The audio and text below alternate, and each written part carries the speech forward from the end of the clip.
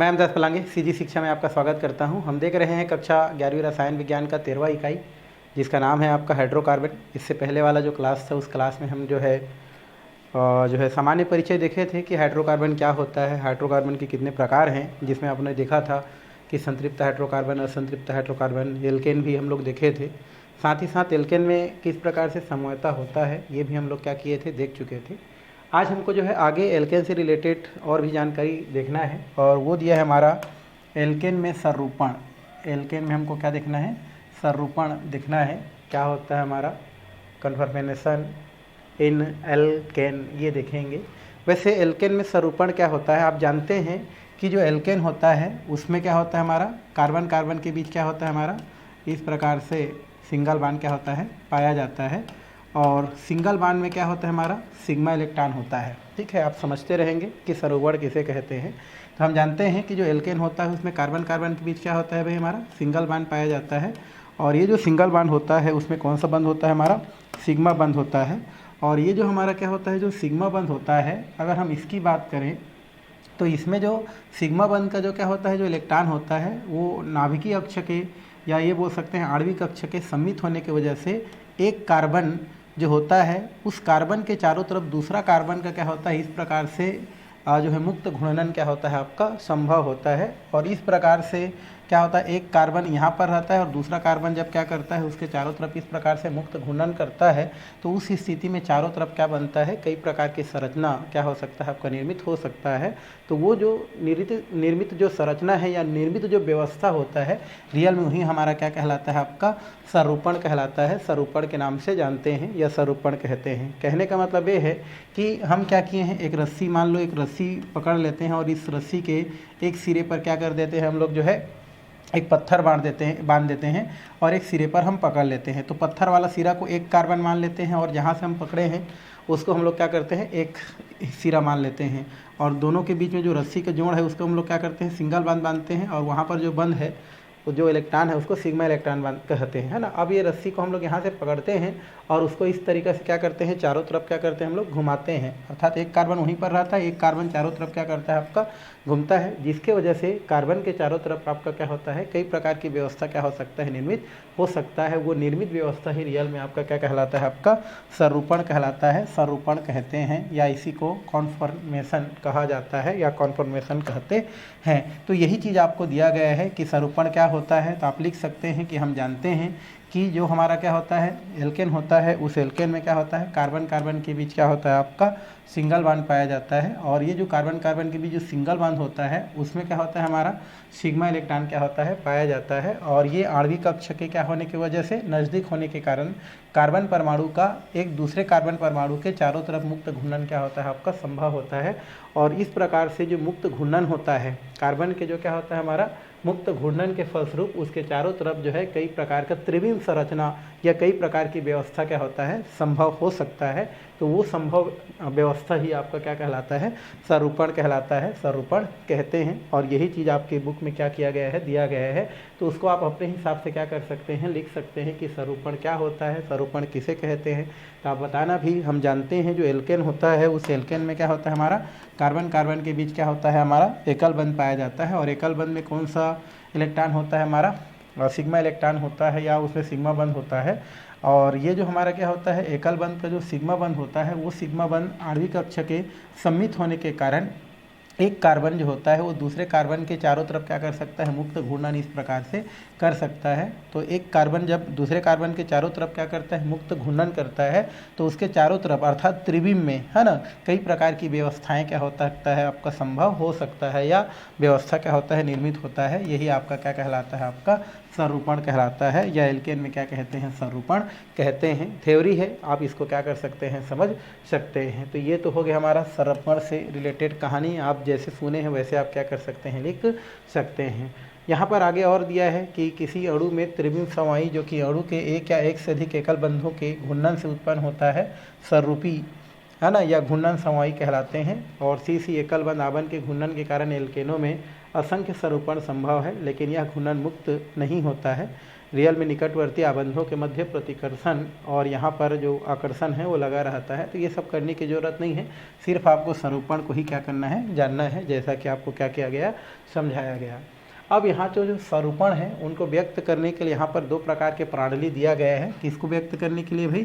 स्वरूपण को व्यक्त करने के लिए यहाँ पर दो प्रकार के क्या दिया गया है, प्रणाली दिया गया है। System for representation of conformation, ठीक है। तो जो भी स्वरूपण है उस स्वरूपण को व्यक्त करने के लिए दो विधि दिया है, बताया जा रहा है। फर्स्ट हमारा दिया है सहार्स प्रणाली। कौन सा प्रणाली? सहार्स प्रणाली, जिसको बोलते हैं, इसको बोलते हैं सहार्स, है ना, रिप्रेजेंटेशन सिस्टम। साह प्रणाली क्या होता है? इस प्रकार का जो प्रणाली होता है उसमें सभी जो कार्बन परमाणु होता है उसको कोणीय रूप में क्या करते हैं, रखते हुए प्रदर्शित करते हैं। मतलब कुल मिला के हम स्वरूपण को दर्शाने के लिए यहाँ पर दो प्रकार के सिस्टम का क्या करते हैं, उपयोग करते हैं। जिसमें से पहला जो हमारा सिस्टम है, पहला जो प्रणाली है वो क्या है, हमारा सहार्स प्रणाली है। और इस प्रणाली में, इस सिस्टम में जो भी कार्बन होता है एल्केन में, उस कार्बन परमाणु को कोणीय रूप में क्या करते हुए, रखते हुए क्या करते हैं, प्रदर्शित करते हैं। इनमें दो कार्बन परमाणु को जोड़ने वाला जो क्या होता है, जो केंद्रीय अक्ष होता है, मतलब मुख्य जो बंध होता है, जैसे हमारा ये क्या होता है, हमारा इस प्रकार के जो प्रणाली होता है उसमें जो भी कार्बन होता है उस कार्बन को हम क्या करते हैं, इस प्रकार से हम क्या करते हैं, हम रखते हैं। दोनों परमाणु को कोणीय रूप में क्या करते हैं, हम लोग जो है रखते हैं। एक कार्बन ये हो गया और एक कार्बन, इस प्रकार से हम लोग इस प्रकार से क्या करते हैं, कोणीय रूप में रखते हैं। जिसमें से दोनों कार्बन परमाणु को जोड़ने वाला हमारा जो क्या होता है, ये जो मुख्य अक्ष होता है, ये मुख्य अक्ष क्या होता है, कागज के एक तल में क्या होता है, सीधी रेखा द्वारा क्या किया जाता है, इस प्रकार से व्यक्त किया जाता है। तो आपको बोल रहा है कि जो सहार्स प्रणाली होता है, उस सहार्स प्रणाली में जो भी हमारा एल्केन में जो कार्बन होता है उस कार्बन को हम क्या करते हैं, इस प्रकार से क्या करते हैं, कोणीय रूप में रखते हैं। जिसमें दो कार्बन परमाणु जिनको जोड़ने वाला जो मुख्य अक्ष होता है उसको कागज के तल में इस प्रकार से सीधा हम क्या करते हैं, व्यक्त करते हैं।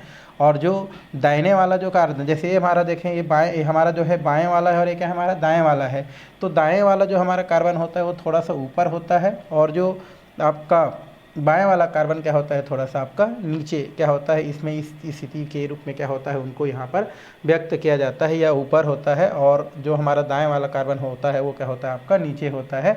और इस तरीक़ा से कार्बन के रूप में प्रदर्शित किया जाता है और इसे हम 3D मॉडल के भी नाम से जानते हैं, जिसको हम लोग लिखते वक्त क्या कर सकते हैं, इस प्रकार से क्या कर सकते हैं, हम लोग जो है दर्शा सकते हैं। जैसे 1 हो गया, इधर हमारा 2 हो गया, ये हमारा 3 हो गया। तो इस प्रकार से हमारा क्या है, हाइड्रोजन है, तो इस तरीक़ा से दर्शा सकते हैं। ये हमारा क्या है, हाइड्रोजन है, इस तरीक़ा से हम दर्शा सकते हैं। ये हमारा हाइड्रोजन है, इस तरीक़ा से क्या कर सकते हैं, दर्शा सकते हैं। सेम हमारा क्या होता है, यहाँ से जो हमारा क्या होता है, जो हाइड्रोजन होता है, इसको इस तरीक़ा से क्या किया जाता है, आपका दर्शाया जाता है। इस तरीक़ा से हम क्या कर सकते हैं, दर्शा सकते हैं। तो ये हमारा एक एल्केन में क्या होता है, स्वरूपण देखने को मिलता है। या तो इसी को आप क्या कर सकते हैं, इस प्रकार से भी लिख सकते हैं। ये हो गया हमारा कार्बन, ये हो गया हमारा कार्बन, और इधर आप क्या कर सकते हैं, हाइड्रोजन, इधर आपका हाइड्रोजन। इस तरीक़ा से क्या किया जा सकता है, इसको जो है दर्शाया जा सकता है, बताया जा सकता है। तो इस तरीक़ा से हम क्या करते हैं, स्वरूपण के जो सहार्स विधि है उनको हम क्या करते हैं, प्रदर्शित करते हैं। तो ये आप बोल सकते हैं कि जो भी हमारा स्वरूपण होता है उस स्वरूपण को व्यक्त करने के लिए यहाँ पर दो प्रकार की विधि दिया गया है। जिसमें से एक हमारा विधि कौन सा है, हमारा सहार्स प्रणाली है, सहार्स विधि होता है। जिस विधि में क्या करते हैं, जो है जो भी हमारा क्या होता है, जो कार्बन होता है उस कार्बन परमाणु को हम लोग क्या करते हैं, इस प्रकार से कार्बन परमाणु को एक कोणीय रूप में क्या करते हैं, ये देखो कोणीय रूप में क्या करते हैं, प्रदर्शित करते हैं। जिसमें दो कार्बन जो परमाणु होता है उनको जोड़ने वाला मुख्य अक्ष कागज के सिरों पर पाया जाता है।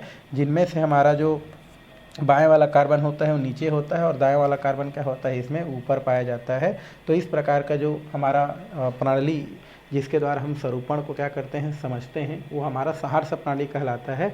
जिसमें हमारा कार्बन क्या होता है, एक जो बाएं वाला कार्बन नीचे होता है, दाएं वाला कार्बन क्या होता है, ऊपर होता है। जिसको हम लोग क्या कर सकते हैं, एक कार्बन के चारों तरफ इस प्रकार से रोटेट करके कई प्रकार के संरचना क्या कर सकते हैं, प्राप्त कर सकते हैं। तो जो प्राप्त संरचना होता है वही संरचना आपका क्या कहलाता है, आपका जो है स्वरूपण कहलाता है। तो ये इसमें इतना ही है और इसमें ज़्यादा करने की ज़रूरत नहीं है। आगे हमारा एक दिया है न्यूमैन परीक्षण सूत्र।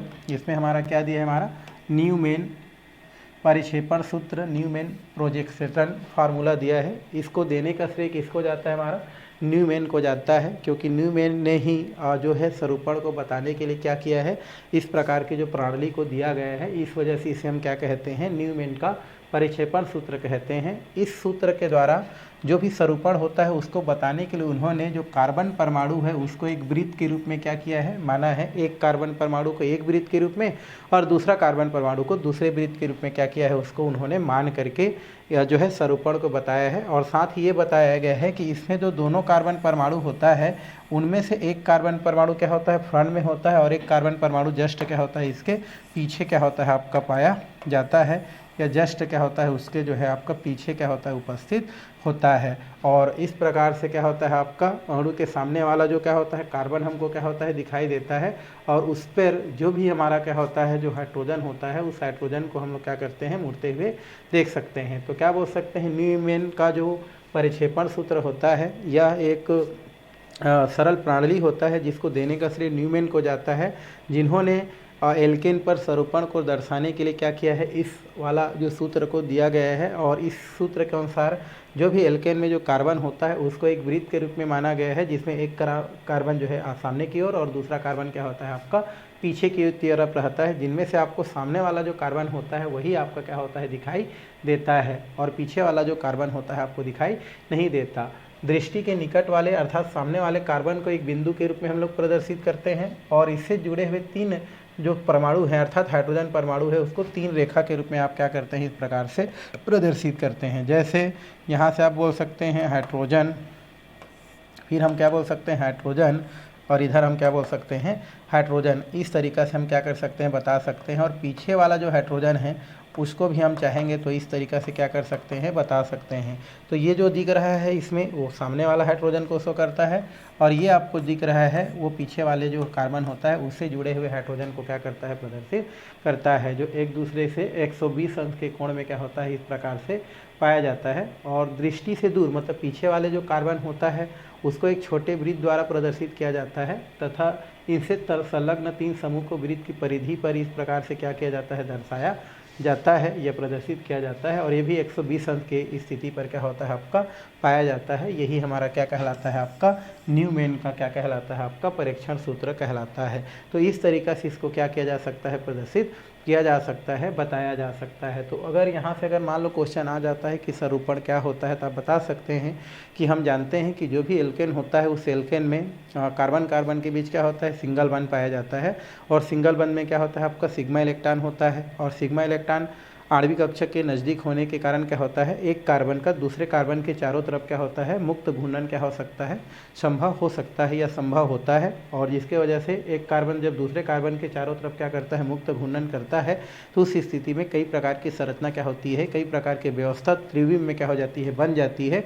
तो वो बनी संरचना ही आपकी क्या कहलाती है, स्वरूपण कहलाती है। जैसे कि हम लोग देखें स्वरूपण को व्यक्त करने की दो प्रकार की विधि, एक पहले हम लोग संहार से विधि और दूसरा विधि देखें न्यूमैन परिक्षेपण सूत्र। तो न्यूमैन परीक्षण सूत्र क्या होता है भाई, इस सूत्र में क्या होता है, हमारा जो भी एल्केन में जो स्वरूपण है उसको बताने के लिए जो सूत्र दिया गया है उसको न्यूमैन द्वारा दिया गया है, जिसमें जो भी एल्केन में उपस्थित जो कार्बन परमाणु है उसको एक वृत्त के रूप में क्या किया जाता है, यहाँ से व्यवस्थित प्रदर्शित किया जाता है, जिसमें एक कार्बन क्या होता है, सामने तरफ होता है, और एक कार्बन जस्ट क्या होता है, आपका पीछे तरफ होता है। सामने तरफ वाला जो कार्बन होता है वो कार्बन हमको दिखाई देता है, और उससे जुड़े हुए तीन हाइड्रोजन परमाणु भी इस प्रकार से क्या होता है, दिखाई देता है, जो एक दूसरे से 120 अंश के कोण में क्या होता है, पाया जाता है। जस्ट इसके पीछे वाला जो कार्बन होता है, जो उस कार्बन के साथ सिंगल बॉन्ड से जुड़ा रहता है, वो पीछे रहता है और एक बिंदु के रूप में रहता है, इस वजह से, या एक वृत्त के रूप में रहता है, इस वजह से हमको दिखाई नहीं देता है। लेकिन उससे भी जुड़े हुए जो हाइड्रोजन होता है, उस हाइड्रोजन को भी अगर हम देखें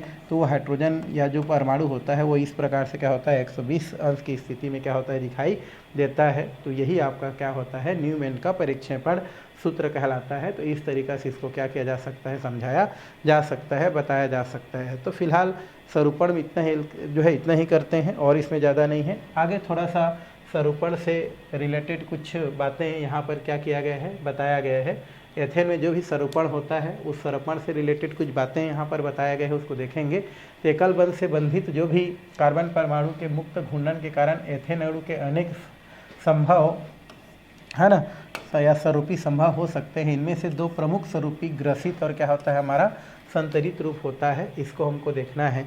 जब क्या होता है हमारा जो एथेन होता है, एथेन मतलब क्या होता है जिसमें 2 कार्बन होता है और हमारा कितना हाइड्रोजन होता है, हमारा 3 हाइड्रोजन परमाणु होता है। ठीक है, 3 हाइड्रोजन परमाणु होता है। तो जब एक कार्बन के चारों तरफ क्या करता है, दूसरा कार्बन इस प्रकार से क्या करता है, रोटेट करता है। जैसे हम इस कार्बन को स्थिर माने और इस कार्बन को पकड़ के अगर क्या करें, त्रिविम में चारों तरफ घुमाएं, तो वहाँ से आपका कई प्रकार का क्या होता है, आपका संरचना क्या होता है, आपका संभव होता है। और उस संरचना को ही हम क्या बोलते हैं, स्वरूपण के नाम से क्या किया जाता है, जाना जाता है, स्वरूपण कहते हैं।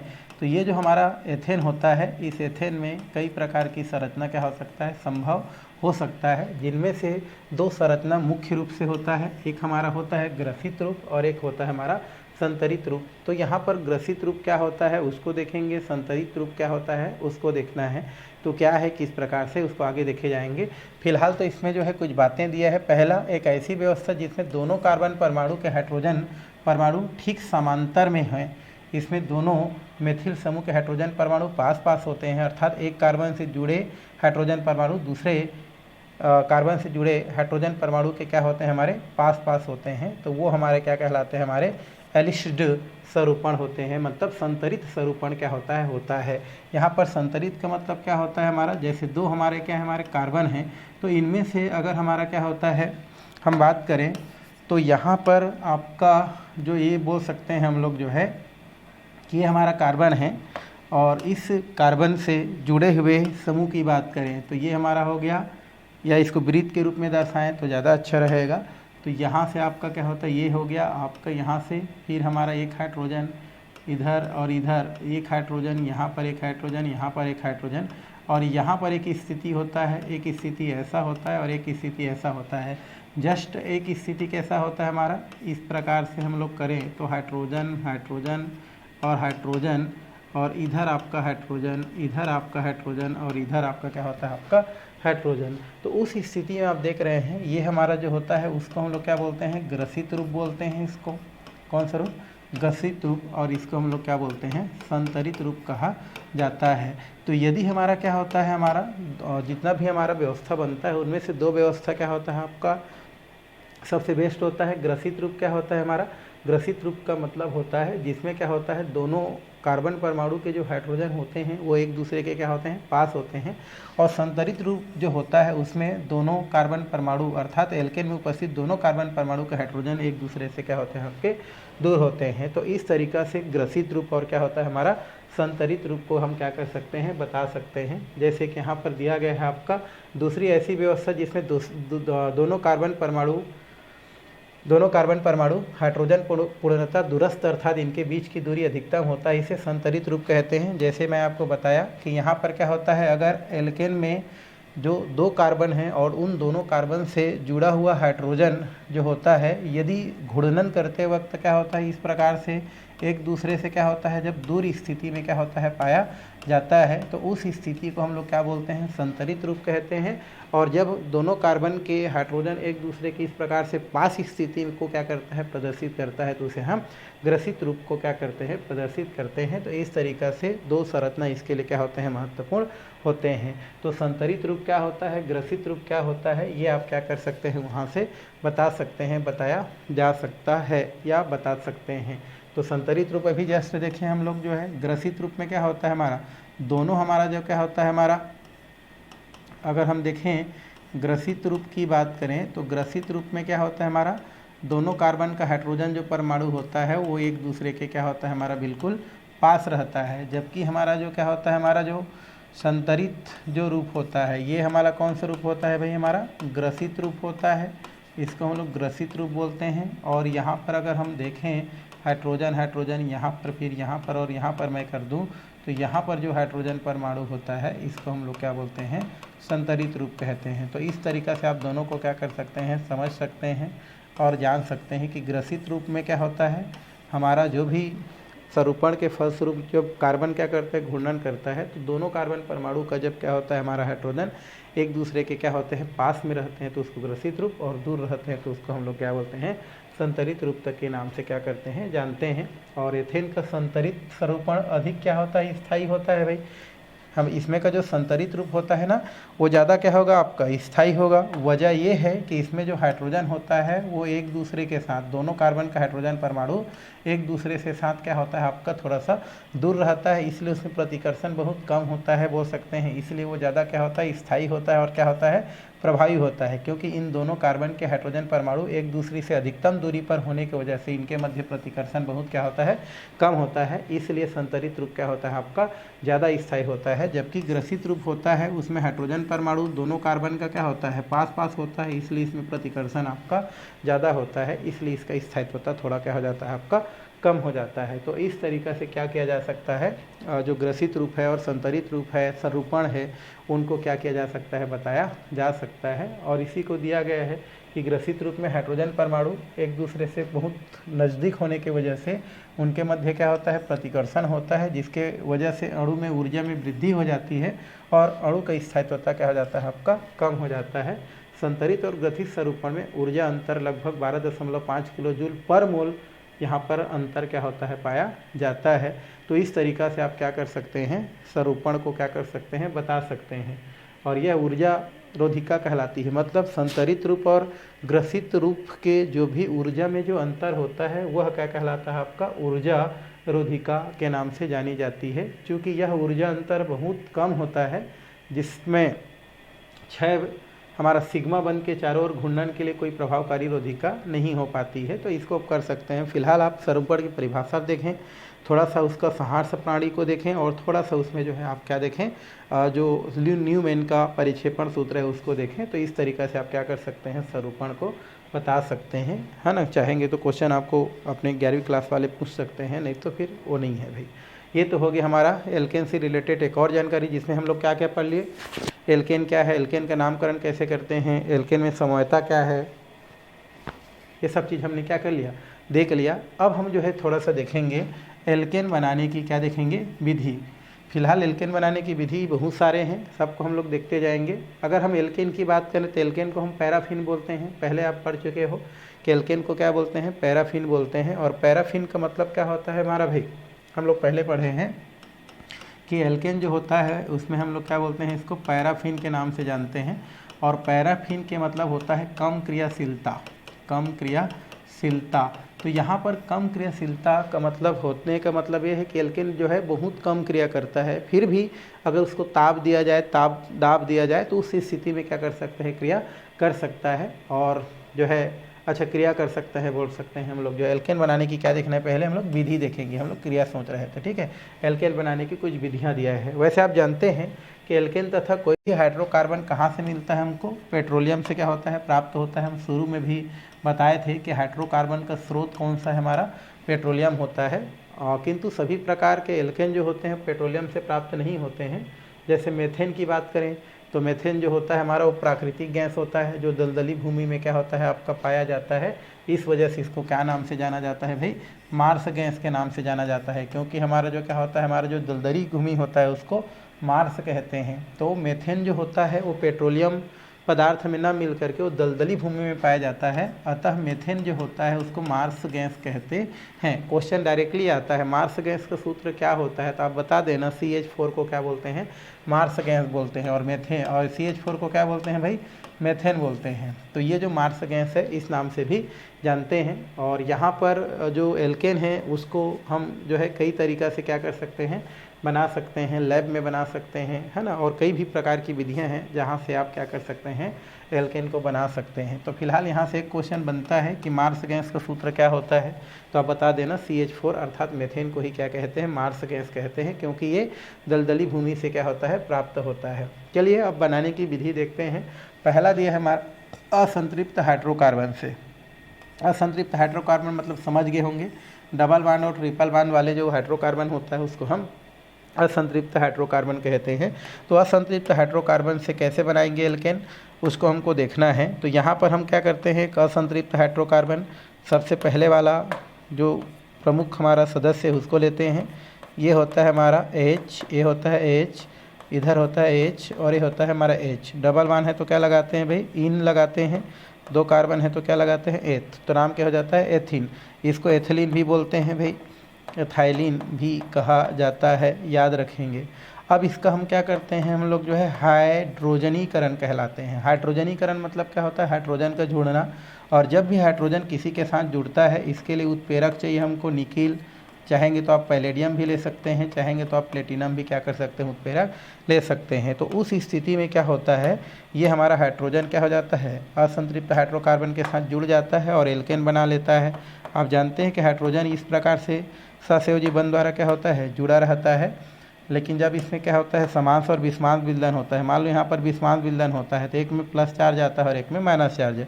इसी प्रकार यहाँ पर पाई इलेक्ट्रॉन होता है और पाई इलेक्ट्रॉन क्या करता है, अगर जिधर चला जाए कूद के तो यहाँ पर जिसके पास जाता है उसमें माइनस और जिसके पास से जाता है उसमें प्लस चार्ज रहता है, तो ये प्लस और माइनस हो जाता है।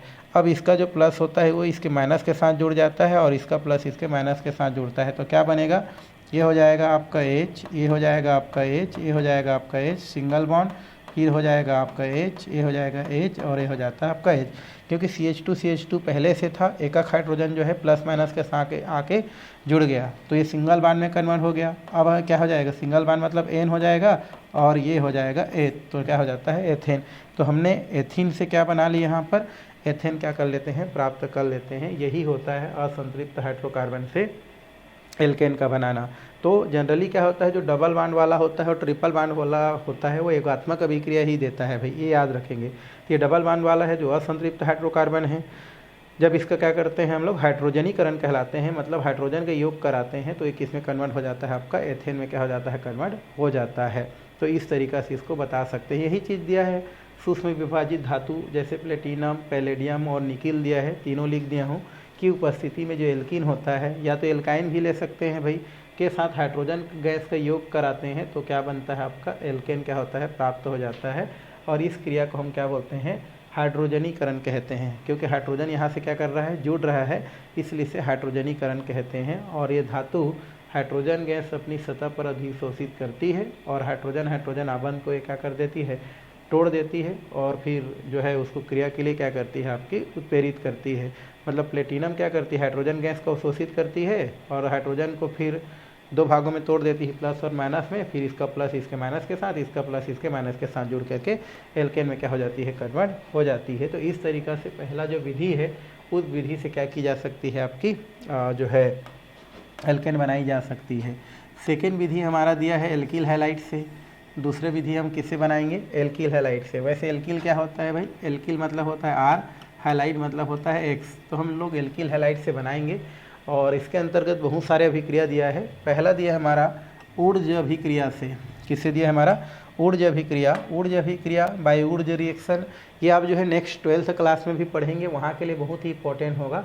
तो ऊर्ज अभिक्रिया से क्या होता है, इसमें हम क्या करते हैं, 2 एल्किल हैलाइड लेते हैं, एक हो गया RX, साथ में लेते हैं हम लोग सोडियम धातु, और एक हम लोग ले लेते हैं और एल्किल हैलाइड। हम एक जगह ना लिख करके, चाहेंगे तो ऐसे लिख सकते थे, हम लोग 2 यहीं पर लिख सकते थे, बट आपको समझाने के लिए उसको 2 जगह लिखे हैं।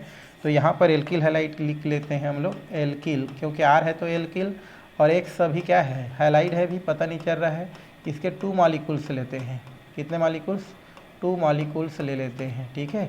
2 मॉलिक्यूल्स मतलब 2 ठो हम लोग क्या लेते हैं, अणु लेते हैं, और उसके सोडियम धातु के साथ क्या करते हैं, उसको क्रिया कराते हैं। किसकी उपस्थिति में, ड्राई ईथर की उपस्थिति में। ड्राई ईथर मतलब क्या होता है हमारा भाई, शुष्क ईथर की उपस्थिति में इसको क्या करते हैं, जब क्रिया कराते हैं तो क्या बनता है, बनता क्या है भाई, एल्केन बनाना है।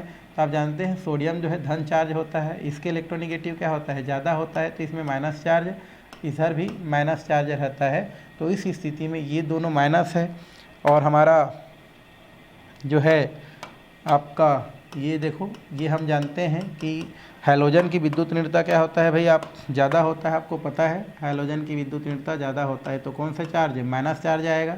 इधर भी क्या हो जाएगा, माइनस चार्ज आ जाएगा।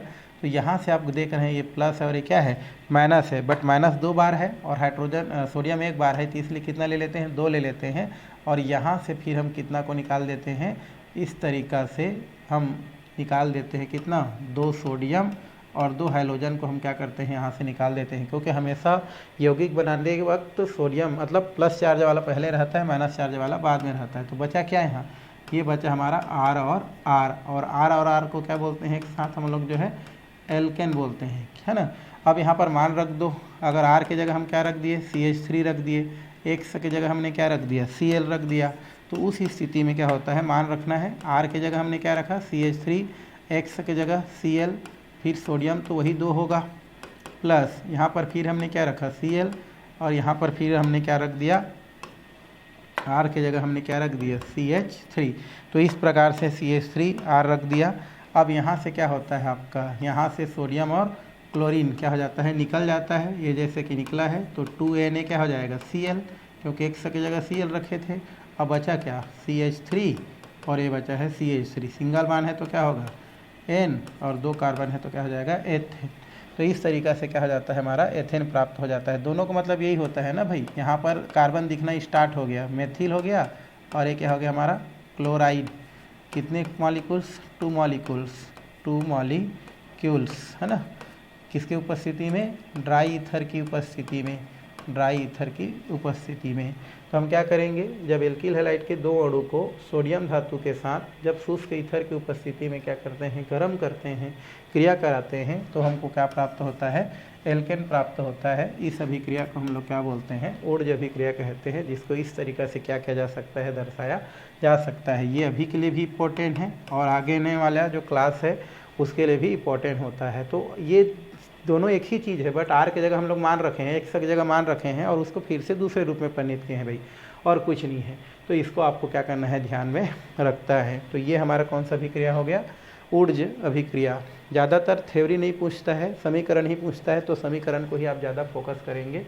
अब इसके कुछ सीमाएँ दिया है भाई, सीमाएँ क्या दिया है कि लिमिटेशन दिया है हमारा कि यह जो विधि है वो सम संख्या युक्त एल्केन बनाने के लिए ही उपयुक्त होता है। सम संख्या मतलब जान रहे हो, 2 वाले, है ना, 4 वाले, है ना, 6 वाले, ऐसे एल्केन ही हम क्या कर सकते हैं, इस विधि से बना सकते हैं। विषम संख्या वाले एल्केन जैसे प्रोपेन है ना, ये हम लोग इससे नहीं बना सकते हैं।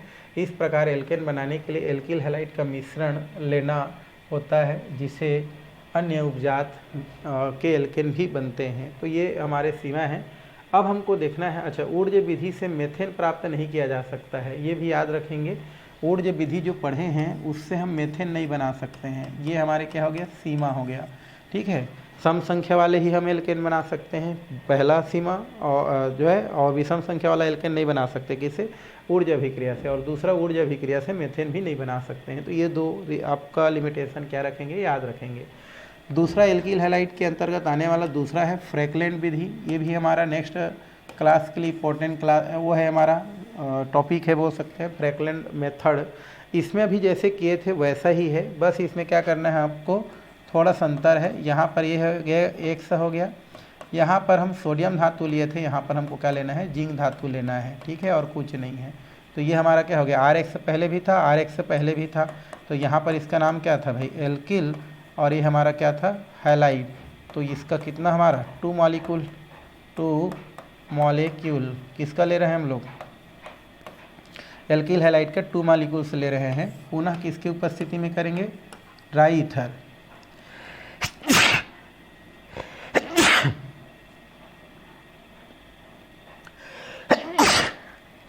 ठीक है। क्या लेंगे हम लोग, ड्राई ईथर लेंगे।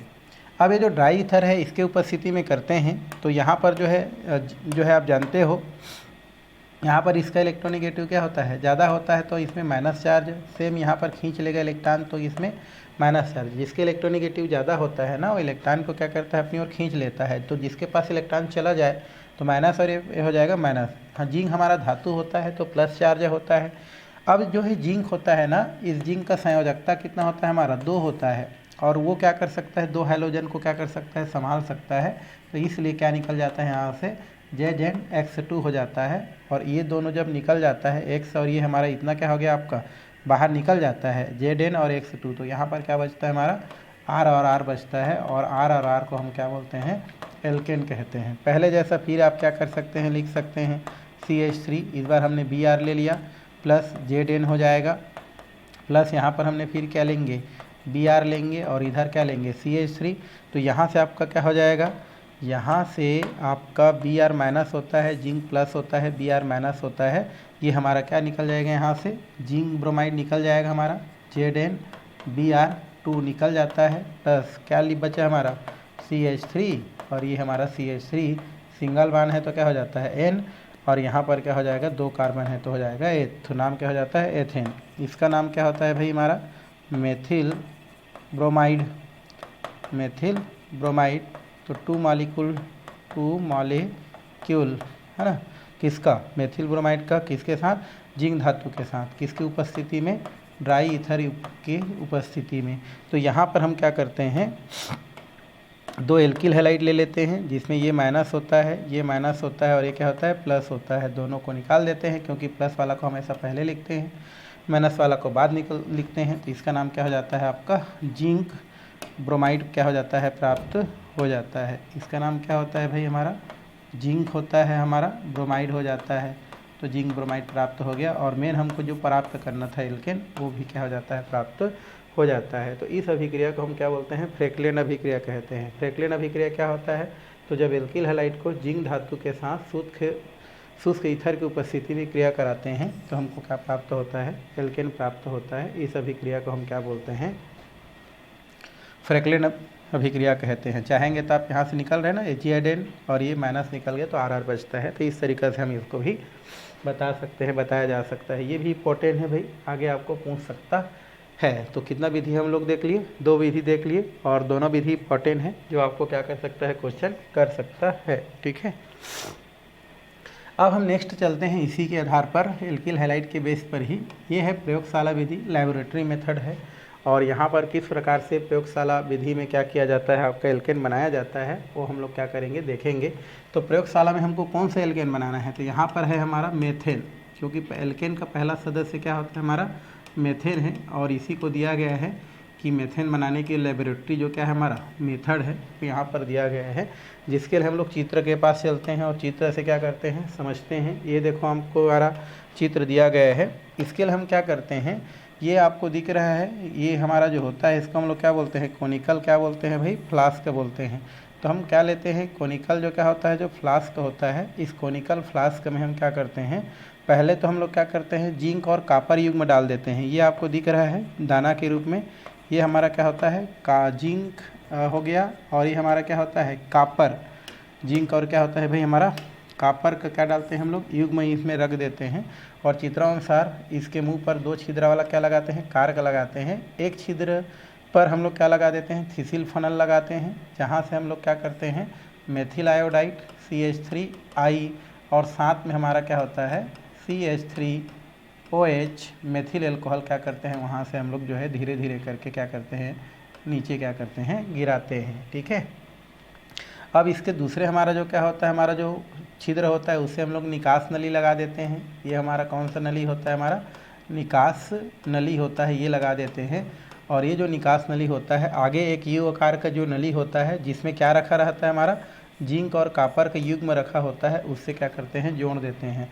अब इस निकास नली से पुनः, इस यू आकार के नली से पुनः एक क्या निकला रहता है, हमारा निकास नली क्या करते हैं हम लोग निकाल देते हैं। जो आगे एक पानी से भरे जो पात्र होता है, जिस पात्र पर क्या रखा होता है, हमारा उल्टा गैस जार रखा होता है, उससे क्या करते हैं हम लोग जोड़ देते हैं। अब हम क्या करते हैं, फिर जो है अब जो है हम धीरे धीरे करके पहले तो क्या करते हैं, मेथिल एल्कोहल को इसमें क्या कर देते हैं, हम लोग मिला देते हैं। और मेथिल एल्कोहल जैसे ही क्या हो जाता है, हमारा नीचे आ जाता है, फिर उसके पश्चात ऊपर से हम क्या करते हैं, मेथिल आयोडाइड को क्या करते हैं, हम लोग मिलाते हैं। तो जैसे हम लोग क्या करते हैं, मेथिल आयोडाइड को मिलाते हैं, दोनों आपस में क्या करता है भाई, क्रिया करता है, और क्रिया करके कुछ यौगिक बनाता है। तो पहले क्रिया में कौन भाग लेता है, तो दोनों में क्रियाशीलता ज़्यादा होता है मेथिल एल्कोहल। तो मेथिल एल्कोहल जो होता है वो पहले किसके साथ क्रिया करता है, यहाँ पर जो टुकड़े में जो जिंक रहता है उसके साथ पहले क्रिया करता है। तो यहाँ पर क्या हो जाएगा आपका CH3, और ये हमारा क्या होता है OH, जो किसके साथ पहले क्रिया करता है, जिंक के साथ। चूँकि जिंक की संयोजकता 2 होता है, तो उस स्थिति में हम लोग इसको क्या करते हैं, यहाँ से 2 मानते हैं, उसको क्या मानेंगे भाई, इसको हम लोग 2 ले लेते हैं, और यहाँ से ऐसे तोड़ देते हैं माइनस में, और ये कितना हो जाता है प्लस में, और जिंक कैसा होता है हमारा प्लस होता है। तो यहाँ से आपका क्या हो जाता है, ये हो जाता है आपका 2 तो नहीं रहेगा क्योंकि संयोजकता को मेंटेन करना है, तो 2 इधर आके पलट जाता है, तो ये कितना हो जाएगा CH3O, कोष्टक बंद हो जाता है और ये 2 हो जाता है, और ये कितना हो जाता है हमारा Zn, जिसको हम लोग जिंक मेथॉक्साइड बोलते हैं। और यहाँ से 2 नवजात क्या होता है, हाइड्रोजन क्या करता है, मुक्त करता है। नवजात क्या होता है हमारा, ये हाइड्रोजन होता है। तो यहाँ से क्या मुक्त करेगा भाई, 2 नवजात हाइड्रोजन, नवजात क्या होता है हमारा, हाइड्रोजन मुक्त करता है। अब वो जो नवजात हाइड्रोजन होता है बहुत बदमाश होता है, वो दूसरा यौगिक जो उसमें मेथिल आयोडाइड रहता है उसके साथ क्या करता है, तुरंत क्या करता है, क्रिया करता है। कितना हाइड्रोजन है हमारा, 2 हाइड्रोजन है। अब 2 हाइड्रोजन में से एक हाइड्रोजन आयोडीन को मिल जाता है और एक हाइड्रोजन किसको मिल जाता है, मेथिल को मिल जाता है। तो उस स्थिति में क्या हो जाता है, यहाँ से CH4 हो जाता है और एक HI क्या हो जाता है, निकल जाता है, और इस तरीक़ा से हमको क्या हो जाता है, मेथेन यहाँ से प्राप्त होता है। तो 2 हाइड्रोजन में से एक आयोडीन के साथ और एक जो है मेथिल के साथ निकल के मेथेन बनाता है। अब यहाँ से जो मेथेन बनता है, यहाँ से जो CH4 बनता है, ये जो CH4 होता है वो शुद्ध नहीं रहता है, इसमें कई प्रकार की क्या होता है, अशुद्धियाँ पाया जाता है। अतः उन अशुद्धियों को क्या करने के लिए, दूर करने के लिए आगे उसको क्या करते हैं लोग, जो मेथेन गैस है उसको कॉपर और जो हमारा जिंक का युग्म जहाँ रखा गया है वहाँ पर भेजते हैं, जिनमें क्या करता है, मेथेन के साथ जो भी अशुद्धि रहती है उस अशुद्धि को ये क्या करती है, अपने पास सोख लेती है। और इस तरीका से फिर जो मेथेन है वो आगे पानी से भरे पात्र में जाती है। चूँकि जो मेथेन होती है वो पानी में अघुलनशील होती है, इसलिए क्या करती है, ऊपर उड़ती है और ऊपर में क्या लगा के रखते हैं हम लोग, गैस जार, और इस तरीक़ा से गैस जार में हमको क्या हो जाती है, मेथेन जो है प्राप्त हो जाती है, और इस तरीक़ा से मेथेन प्राप्त कर ली जाती है। यही क्या होती है भाई, मेथेन बनाने की प्रयोगशाला क्या होती है, आपकी विधि होती है। जैसे कि नीचे लिखा गया है कि प्रयोगशाला में मेथेन किस प्रकार से बनाया जाता है, तो उसको इस प्रकार से आप क्या कर सकते हैं, बना सकते हैं। जनरली जब भी क्या होता है, प्रयोगशाला विधि क्या किया जाता है, आपका पूछा जाता है तो समझ जाओ कि वहाँ पर आपको चित्र बनाना है, वो भी सुंदर सा, जनरली पेंसिल से बनाया जाता है। रासायनिक समीकरण लिखाना है, जैसा कि यहाँ पर दिया गया है ना। आप रासायनिक समीकरण तो आपको लिखना ही पड़ेगा। रासायनिक क्या होता है हमारा, ये समीकरण होता है, ये आपको लगाना पड़ेगा। और साथ ही साथ आपको जो है थ्योरी भी थोड़ा सा लिखना पड़ेगा। जैसे कि बोलेंगे कि इसमें हम लोग सबसे पहले क्या लेते हैं, कोनिकल फ्लास्क लेते हैं। इस कोनिकल फ्लास्क में हम क्या लेते हैं, जिंक और कॉपर का युग्म ले लेते हैं, साथ ही साथ है ना, कॉपर और जिंक का युग्म ले लेते हैं। फिर इसका जो कोनिकल फ्लास्क होता है उसके मुंह पर 2 छिद्र वाला कार्क लगाते हैं। एक छिद्र जो होता है उसमें हम लोग क्या लगा देते हैं, थीसिल फनल। इसका नाम क्या होता है भाई, थीसिल फनल। थीसिल क्या होता है हमारा, फनल लगा देते हैं। और ये जो थीसिल फनल होता है उसकी सहायता से हम लोग मेथिल एल्कोहल को इसमें क्या कर देते हैं, मिला देते हैं। अब दूसरा जो हमारा क्या होता है, निकास नली होता है। दूसरा जो छिद्र होता है उससे हम लोग क्या लगा देते हैं, निकास नली, जिसको आगे चल के एक यू आकार की नली जिसमें कॉपर और जिंक का क्या होता है, युग्म रखा होता है, उससे जोड़ देते हैं। इस यू आकार के नली से पुनः एक निकास नली निकालते हैं, जो आगे चल करके एक जो है हम बोल सकते हैं पानी से भरे जो पात्र होता है जिसमें गैस जार उल्टा रखा होता है, उससे क्या कर दिया जाता है, जोड़ दिया जाता है। इतना करने के पश्चात अब हम क्या करते हैं, थीसिल फनल की सहायता से पुनः क्या करते हैं हम लोग, जो है यहाँ जो है पहले मेथिल एल्कोहल मिलाए थे, अब हम क्या करते हैं उस पर मेथिल आयोडाइड क्या करते हैं, ऊपर से हम क्या करते हैं, गिराते हैं। इस प्रकार से क्या होता है, मेथिल एल्कोहल और मेथिल आयोडाइड जो होता है वो जिंक के साथ क्या करता है, क्रिया करता है, और क्रिया करके इस प्रकार से यहाँ से आपको क्या देता है, मेथेन देता है, जिसमें बहुत सारे अशुद्धियाँ रहता है। अतः उसको कॉपर और जिंक के युग्म से गुजारा जाता है और फिर फाइनली जो गैस जार में मेथेन को क्या कर लिया जाता है, प्राप्त कर लिया जाता है। यही हमारा क्या कहलाता है, मेथेन बनाने की प्रयोगशाला विधि कहलाता है। तो इसको आपको देखना है, ये क्वेश्चन आपसे क्या कर सकता है, पूछ सकता है। ये तो हो गया हमारा विधि। वही चीज़ दिया है कि एक फ्लास्क में हम क्या लेते हैं, कुछ जिंक कॉपर के टुकड़े लेकर कीप की सहायता मेथिल आयोडाइड और मेथिल एल्कोहल का मिश्रण धीरे धीरे मिलाते हैं। तो ये आप कर लेना, हम जैसे बताए हैं वैसे आप वहाँ पर क्या करके यूज करेंगे, थ्योरी अपने मन से लिखना है भाई, ठीक। ये हो गया हमारा प्रयोगशाला विधि, और प्रयोगशाला विधि आप बता सकते हैं। नेक्स्ट नंबर यहाँ पर दिया गया है हमारा एल्किल हैलाइड का लाल फास्फोरस, एल्किल हैलाइड का लाल फास्फोरस द्वारा, या एल्किल हैलाइड का लाल फास्फोरस तथा HI मतलब हाइड्रोजन आयोडाइड बोलते हैं, है ना, द्वारा अपचयन से। क्या बोल रहे हैं हमारा, एल्किल हैलाइड का लाल फास्फोरस की उपस्थिति में हाइड्रोजन आयोडाइड द्वारा क्या करना है, अपचयन करना है। इसके लिए हम क्या करते हैं, R और X लेते हैं, साथ में क्या लेते हैं, मान लो H और I लेते हैं। क्या लेते हैं हम लोग, H और I लेते हैं। H और I लेंगे तो यहाँ से आपका क्या होगा, किस प्रकार से होगा, कैसा हो गया, तो इसमें हम लोग क्या करते हैं, अपचयन कराते हैं। तो उस स्थिति में हमको थोड़ा सा क्या करना पड़ेगा, इसको हमको लेना पड़ेगा R, और ये हमारा हो जाएगा आयोडाइड, प्लस क्या लेना पड़ेगा H, और ये क्या हो जाएगा हमारा I।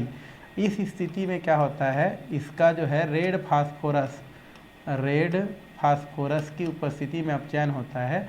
तो R और H यहाँ से क्या हो जाता है, आपका निकल जाता है, एल्केन बनाता है, और हमको क्या होता है I2 क्या हो जाता है, आपका प्राप्त हो जाता है। या हम लोग लिख सकते हैं इसको इस प्रकार से भी आप क्या कर सकते हैं भाई, लिख सकते हैं। ये एग्जाम्पल हम देखें तो R के जगह हमने क्या ले लिया, CH3, इसके जगह I, और ये होता है हमारा HI। अब ये हाइड्रोजन किसके पास चल गया, मेथिल के पास चला गया, तो क्या प्राप्त हो जाता है, यहाँ पर मेथेन क्या हो जाता है, प्राप्त हो जाता है, और साथ में हमारा I2 क्या हो जाता है, अपचयित हो जाता है। तो इस तरीक़ा से भी क्या किया जा सकता है, आपका एल्केन क्या किया जा सकता है, बनाया जा सकता है। तो बहुत सारे विधियाँ हैं, है ना, जिनमें से कुछ विधि को आपको पूछ सकता है।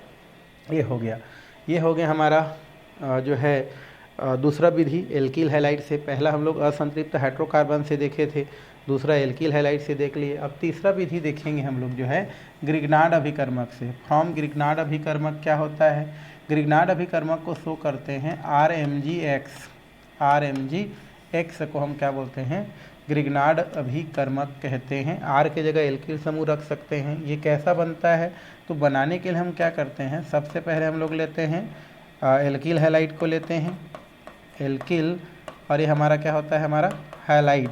अब इस एल्किल हैलाइड को जब हम क्या करते हैं, मैग्नीशियम धातु के साथ क्या करते हैं, शुष्क ईथर, ड्राई ईथर बोलते हैं, ड्राई ईथर की उपस्थिति में क्रिया कराते हैं। तो ये जो मैग्नीशियम होता है ये क्या करता है, एल्किल हैलाइड के बॉन्ड को यहाँ पर ब्रेक करके दोनों के बीच में जुड़ जाता है। तो ये क्या हो जाएगा हमारा RMgX, और यही हमारा क्या कहलाता है, हमारा ग्रिग्नार्ड आपका क्या कहलाता है, रीएजेंट कहलाता है ना, या ग्रिग्नार्ड अभिकर्मक कहते हैं। तो जब एल्किल हैलाइड को, है ना, मैग्नीशियम धातु के साथ ड्राई ईथर की उपस्थिति में क्रिया करते हैं तो हमारा क्या बनता है, ग्रिग्नार्ड अभिकर्मक बनता है। ग्रिग्नार्ड अभिकर्मक को कार्ब धात्विक यौगिक भी कहते हैं, कार्ब धात्विक क्या बोलते हैं इसको, यौगिक भी कहते हैं भाई, है ना, कार्ब धात्विक यौगिक भी कहा जाता है। तो इसको आपको जानना है, ठीक है। तो कार्ब धात्विक यौगिक या ग्रिग्नार्ड अभिकर्मक से भी आप क्या कर सकते हैं, क्या बना सकते हैं, एल्केन बना सकते हैं। इसके लिए हम लोग क्या करते हैं, इसके लिए हम लोग जो ग्रिग्नार्ड अभिकर्मक होता है अर्थात RGMgX होता है, RMg जो X होता है, इसका हम जल अपघटन कराते हैं। क्या करते हैं हम लोग, जल अपघटन कराते हैं। तो ये हो जाता है R, ये हो गया आपका Mg, और ये होता है X। इसका नाम क्या होता है, हमारा ग्रिग्नार्ड अभिकर्मक होता है, ग्रिग्नार्ड अभिकर्मक, रीएजेंट जिसको बोलते हैं। ये जो ग्रिग्नार्ड रिएजेंट होता है इसको हम लोग क्या करते हैं, जल अपघटन। जल अपघटन मतलब H2O के साथ क्रिया, और पानी कैसे टूटता है, H+ आयन और HSO4- आयन में टूटता है। एक याद रखेंगे, ग्रिग्नार्ड अभिकर्मक जो होता है वो जो है दो प्रकार का इसमें बंध पाया जाता है।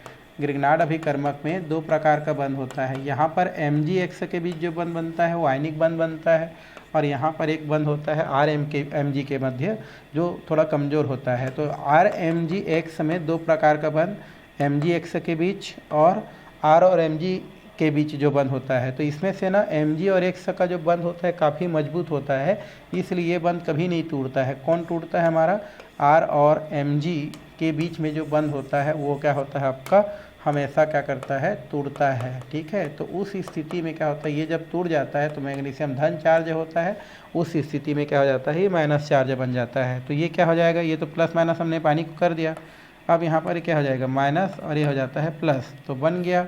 पानी का H किसके साथ जाएगा, इसके साथ जाएगा, तो माइनस क्या हो जाएगा RH, और RH को हम लोग क्या बोलते हैं, एल्केन बोलते हैं। क्यों, क्योंकि CH3 रखेंगे तो CH4 हो जाएगा, C2H5 रखेंगे तो C2H6 हो जाएगा।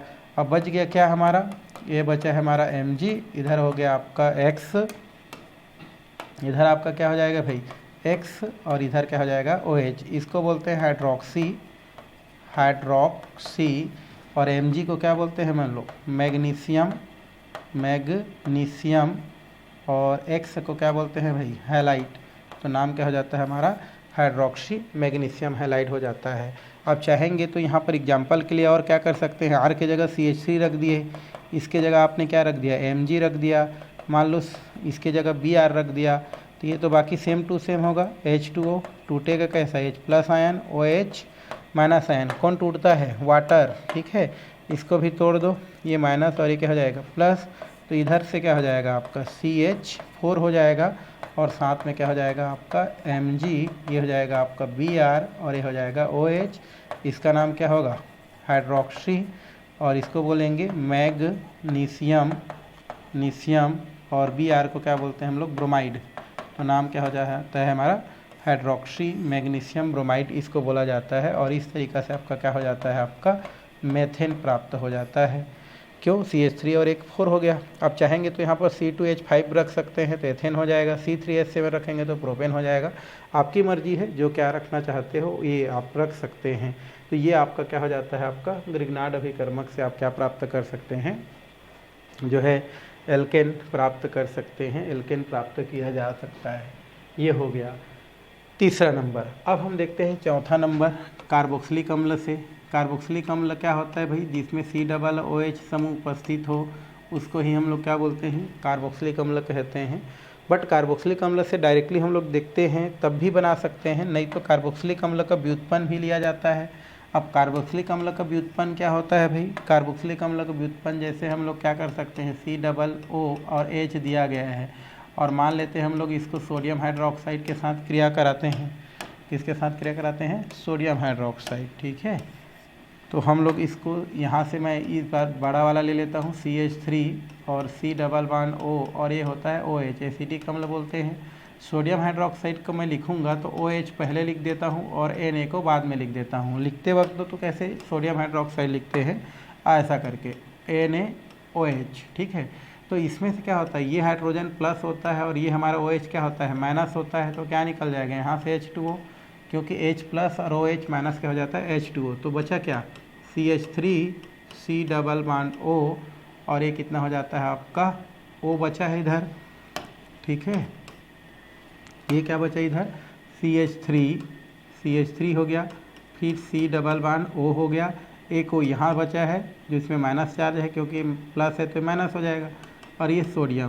तो ये हमारा जो बन रहा है सोडियम एसीटेट, इसको ही हम क्या बोलते हैं, कार्बोक्सिलिक अम्ल का व्युत्पन्न कहते हैं, ठीक है। ये हमारा क्या था, एसिटिक अम्ल था, ये सोडियम हाइड्रोक्साइड था, दोनों को क्रिया करते हैं तो हमको क्या प्राप्त हो जाता है, सोडियम, और साथ में एसीटेट क्या हो जाता है, प्राप्त हो जाता है। तो यहाँ पर मैं आपको पहले भी बता चुका हूँ कि CH3 COOH है, अगर हाइड्रोजन किसी कारणवश यहाँ से हट जाता है तो यहाँ जितना आपको बचता है ये हमारा क्या कहलाता है, एसीटेट कहलाता है। तो आप डायरेक्टली या तो एसिटिक अम्ल ले सकते हैं, नहीं तो आप क्या कर सकते हैं, एसिटिक अम्ल के व्युत्पन्न को भी क्या कर सकते हैं, ले सकते हैं। और जैसा कि यहाँ पर एसिटिक अम्ल के व्युत्पन्न को ही लिया गया है, वो भी सोडियम लवण के व्युत्पन्न को लिया गया है ना। तो यहाँ पर वसी अम्ल अर्थात कार्बोक्सिलिक अम्ल के सोडियम लवण के जो व्युत्पन्न है, अर्थात ये जो है उसको हम लोग सोडा लाइम के साथ क्या करते हैं, गर्म करते हैं।